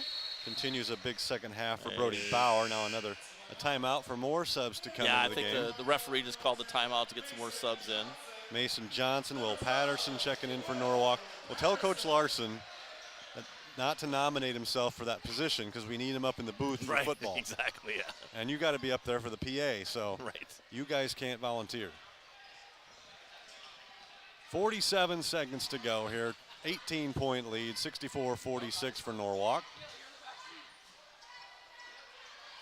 A lot of subs in there now. It's all that's subs. a deep Is three. that Johnson? That's Johnson for 3. Mason Johnson knocks down the three-pointer. He showed that the other night, right? Right. So, again, it's late in the season. Some of these younger kids right there, they might get some more time depending upon, just situations in life and foul troubles and you just, next man up kind of thing. So, I'm sure a coach loves seeing that, coming into a game, in a varsity game, and showing no fear like that Johnson did. Good job by him.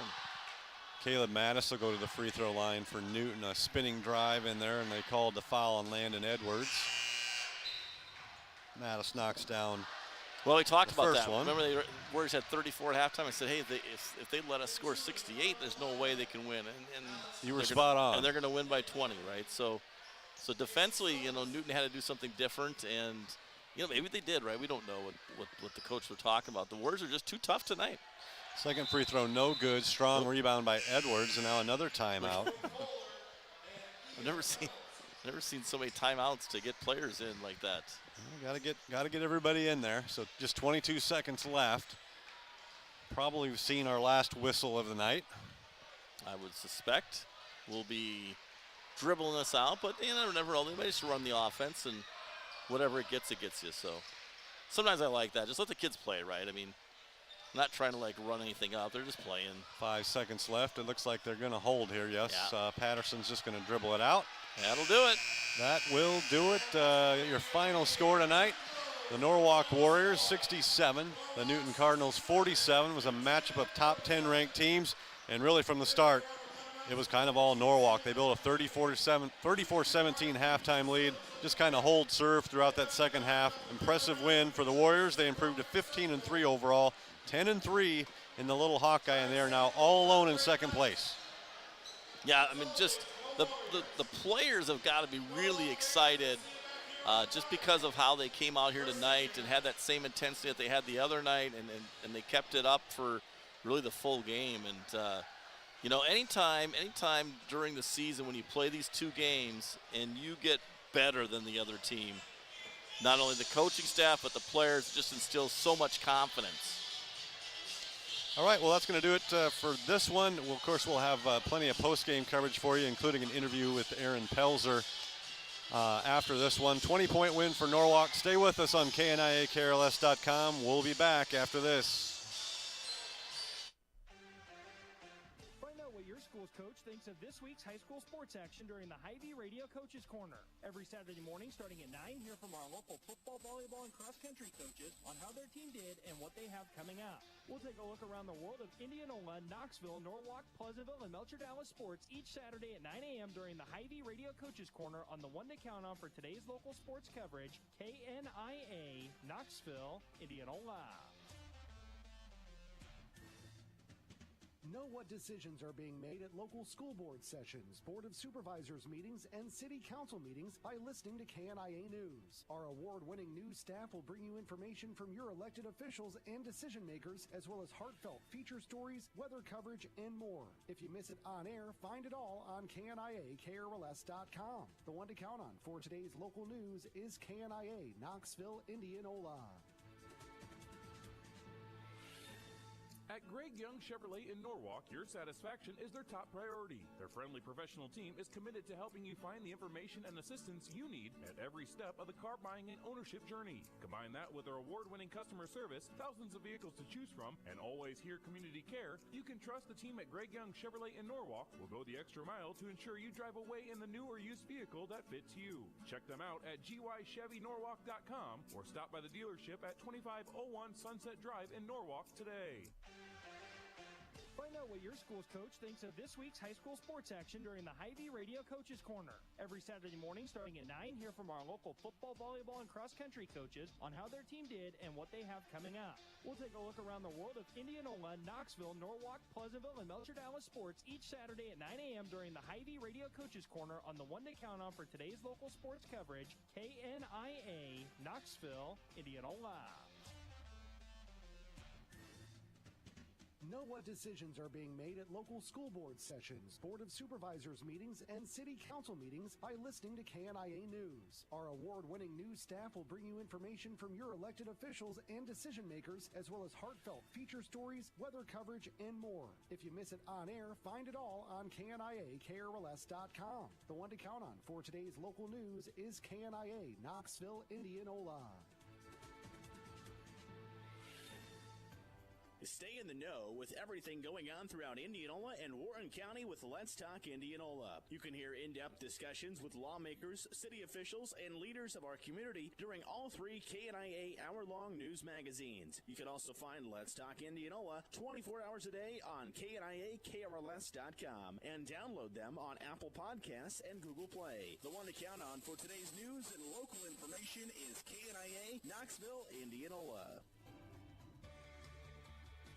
Going for a walk out by the lake, a hike at Elk Rock, or a bike ride on the Somerset Trail and want to hear local information and stories? Check out the KNIA podcasts. All of our Let's Talk and in-depth programs are available as podcasts for your convenience. Check out interviews you may have missed with our archived programs saved as podcasts at KNIAKRLS.com and use the drop-down menu on the homepage to subscribe to never miss an episode.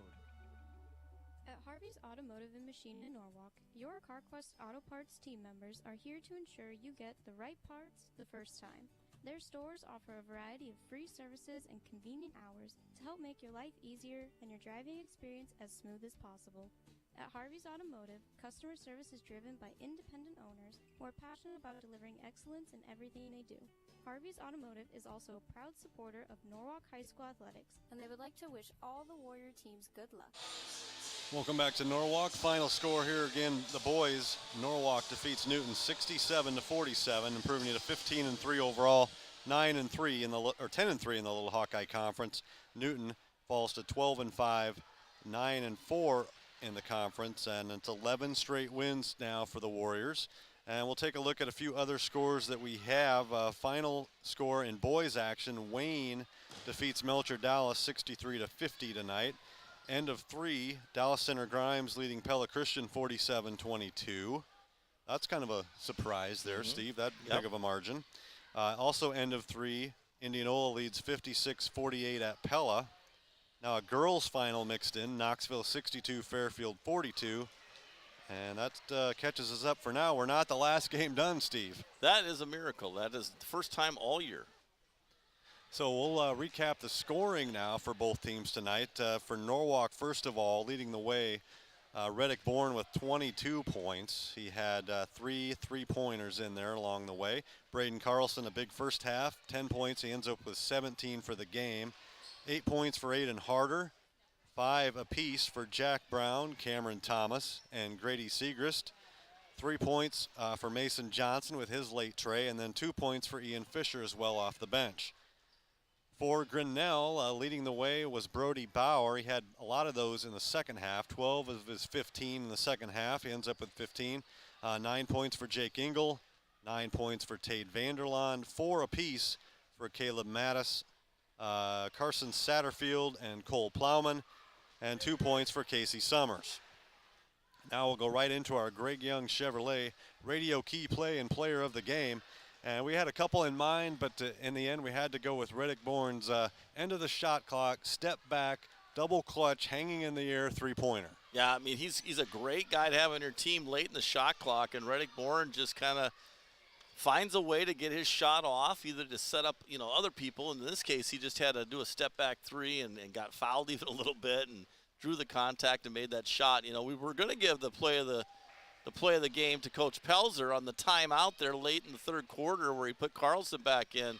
I thought that was a great move and a great decision right there because it really turned the tide and it propelled the Warriors. But boy, Reddick Bourne topped that. Yeah, there was a lot of plays tonight that could have gone as that play of the game, but that was probably one of the more impressive shots we've seen. Yeah, it was a lot of fun. Channeling his older brother there on that hanging three. It was a little bit, yes. So that was our play of the game, and our player of the game, well, we're going to probably talk about Reddick a little bit more because he led the way with 22 points tonight. Like we said, knocked down 3 three-pointers, was really big in the second half at answering some of those little runs that Newton made and making sure they didn't turn into big runs. Yeah, no doubt about it. I think, a coach always needs to have somebody on the floor that's kind of an extension of them. And Reddick, I just think, has done more and more done a great job of that, where he's just kind of looks over and sees what the coaching staff wants and then dials it up. And that whole second half, he just helped control the whole thing, and that's why he's player of the game. All right, well, that's been our Greg Young Chevrolet Radio Key Play and Player of the Game. Let Greg Young Chevrolet in Norwalk go the extra mile for you with award-winning customer service, thousands of vehicles to choose from, and always here, community care. Greg Young Chevrolet in Norwalk. And we do have one final coming in. Dallas Center Grimes went, I don't know where this game was at, but it was a blowout. Dallas Center Grimes 66, Pella Christian 34 in boys action tonight. Impressive showing there for the Mustangs. Yeah, they're trying to finish the season strong, so good job by them. And sometimes it's just matchups, right? And I think probably there was just a matchup problem tonight for Pella Christian. Again, here, 20-point game here. Norwalk defeats Newton 67-47. We'll take one more break. We'll be back with Norwalk head coach Aaron Pelzer right after this on KNIA-KRLS.com. Cementech in Indianola is hiring for a variety of job openings. Along with competitive pay, Cementech offers free medical insurance premiums, which means no payroll deductions. They also offer 100% employee-owned annual stock grants to build your retirement nest egg at no cost to you, as well as annual educational scholarships awarded to children of employees. Check out their job openings today at cementech.com/careers and come join the team at Cementech in Indianola. At Greg Young Chevrolet in Norwalk, your satisfaction is their top priority. Their friendly professional team is committed to helping you find the information and assistance you need at every step of the car buying and ownership journey. Combine that with their award-winning customer service, thousands of vehicles to choose from, and always here community care, you can trust the team at Greg Young Chevrolet in Norwalk will go the extra mile to ensure you drive away in the new or used vehicle that fits you. Check them out at gychevynorwalk.com or stop by the dealership at 2501 Sunset Drive in Norwalk today. Bellflower Florist and Gifts in Norwalk is your neighborhood floral and gift shop that offers exceptional quality, service, and design for all your floral needs. Conveniently located at 2251 Sunset Drive, Suite C in Norwalk, and open Monday through Friday, 8 a.m. to 5:30 p.m. and 8 a.m. to noon on Saturdays. They are proud to serve Norwalk, Indianola, Carlisle, the surrounding communities, and Des Moines metro area. Bellflower Florist and Gifts is your family-owned full-service flower and gift shop for all occasions. From floral arrangements to gifts for everyone, they have you covered at Bellflower Florist and Gifts in Norwalk. At Holland Farms Senior Living in Norwalk, their goal is for every resident to make Holland Farms their home for years to come by offering services in 3 distinct residential options: carefree living, assisted living, and memory care. Holland Farms can gladly serve the needs of all who reside in their community. Holland Farms Senior Living opened its doors in May of 2021 and is conveniently located at 2800 Sunset Drive, right next to Elizabeth Holland Park. If you are interested in learning more about Norwalk's newest senior living community and would like to schedule a tour, simply visit hollandfarmsliving.com. Continuing the high school basketball coverage on KNIAKRLS.com. We're joined now by Norwalk head boys basketball coach Aaron Pelzer, following his team's impressive 67-47 win over Newton tonight. This was a top 10 matchup. You're number 7 in 4A, Newton's number 4 in 3A. Both teams came in on a winning streak, but you guys really just took control early on. Yeah, we did, and I thought we did it on the defensive end. Most of our pregame message was that games this time of year are won on the defensive end. And I thought we really came out and executed our switches aggressively early and kind of took them out of the flow a little bit of what they try to do. They run so much good half-court offense and sets that we thought our best defense against them was to switch and take them out of all of their advantages that they try to get. And I thought especially in the first quarter, we executed that game plan really, really well. And I think even jumped a few passing lanes, and it led to some easy transition buckets that got us off to a really good start. And you talk about jumping passing lanes, and Braden Carlson I think he jumped a couple of those. Battled some foul trouble tonight, but really won the battle of the post guys. Him and Cole Plowman. Plowman came in averaging 15.6 a game. You hold him scoreless in the first half. Meanwhile, Carlson had 10 at the half. He really won that battle. Yeah, we talked about that too, just a little bit about, especially on the defensive end, win your matchup every time down the floor. I don't preach that as much on the offensive end because I think that gets people thinking I've got to go get mine. But definitely on the defensive end, we talked about when your guy has the ball, win that matchup. Don't let them score. As soon as your guy passes, then you're right back into team defense. But I think we're really good when we keep ourselves out of help positions by just keeping your man out of the lane. And I thought we did a pretty good job of that. Braden was awesome. He's been really aggressive lately, which makes us a million times better. And it's funny you say he was jumping passing lanes. He was kind of the one guy we told not to do that. But, players play. So he made some big plays, and I don't think he ever got beat backdoor. So good for him. Yeah, some good anticipation there. And then we saw it last time at Newton. You built a pretty good lead, but Newton kept coming back, and they ended up it was a 4-point game and got a little tense down the stretch. Tonight, you build a little bigger lead at 17 at the half. You get up by 21, and they did the same thing. They had guys get hot. Bauer and Engel got going a little bit, even Mattis. But you always cut off those streaks at about 4 or 5 points, and you'd respond, and Reddick Bourne was kind of right in the middle of that. Yeah, Reddick was awesome down the stretch. I heard you guys talking earlier just about controlling the game. I'm not sure many high school point guards understand time and score and what the value of just kind of using the entire shot clock when you're up by that many is, or how important that is, and I thought he did a good job of that. And then at the end of shot clock, made some really big plays for us. Yeah, go ahead. I did think they did make that run, and I thought the key moment of the game was they cut it to 13. I finally listened to my assistant coaches, and I called a timeout, and we responded with a 7-0 run and got it right back to 20. So maybe I should listen to my assistants. Maybe timeouts do stop runs a little more than I give them credit for. Yeah, we don't want to get Coach Fisher too riled up over there and I know. on your back. So I know.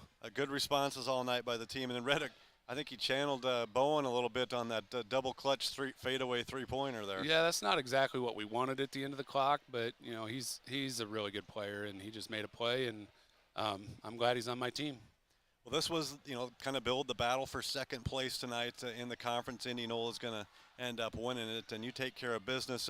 But you got to take care of business one more time. You can't let Oskaloosa come in here on Friday. So refocus tomorrow and just get back after it. Yep, absolutely. We talked about how impressive it is, and a testament to those guys in the locker room that we started the season 0-3 in conference, and now to fight our way all the way back and win out and get ourselves to second place in the conference is great. We're looking forward to senior night on Friday night. It's going to be awesome. Our guys will be ready to play. It's been pretty impressive. Like in this 11-game winning streak, I don't feel like we have had a letdown a single night. And I'm kind of just starting to trust these guys that that's who we are. So we will be ready on Friday night to bring our best game. And then next week, obviously, is going to be a big week. The sub-state pairings will come out, Monday? Yeah, I think they're Monday. And I hope they we take care of business Friday and they hold suit with what they did with 1A and 2A. We were 7th this last week, and I don't think we've done anything to hurt ourselves, which would mean that we would probably get our own district and steer clear of those big Waukee schools and Valley for a while at least. And, that's our best chance right now, and we look forward to going to battle with whoever they put us against. Yeah, I would think so. I mean, there's a lot of great teams in central Iowa that they have to split up, but if you're ranked 7th, that should get you at least a home court advantage. They'll find somebody good to put in with you, but there's too many good teams in this area to divide everybody up. And if you get to the state tournament, you should beat somebody. Right. So we want to earn it, and we're excited to kind of see how that plays out. Obviously, I know you mentioned it. We got to take care of business Friday night first, and then we'll kind of just play the waiting game and see how it all works out for us. All right, that's Norwalk head boys basketball coach Aaron Pelzer. Thanks for joining us. We'll see you on Friday night. Absolutely. Thanks, Mike. Thanks. And that'll do it for us here as well. A final score again, Norwalk wins at 67-47 over the Newton Cardinals, improving to 15-3 overall, 10-3 in the Little Hockey. They now own sole possession of second place. So that again will do it. For Steve Wermerskirken, this is Mike Effner. Thanks for joining us tonight on KNIAKRLS.com. We'll be back here again on Friday. Norwalk against Oskaloosa.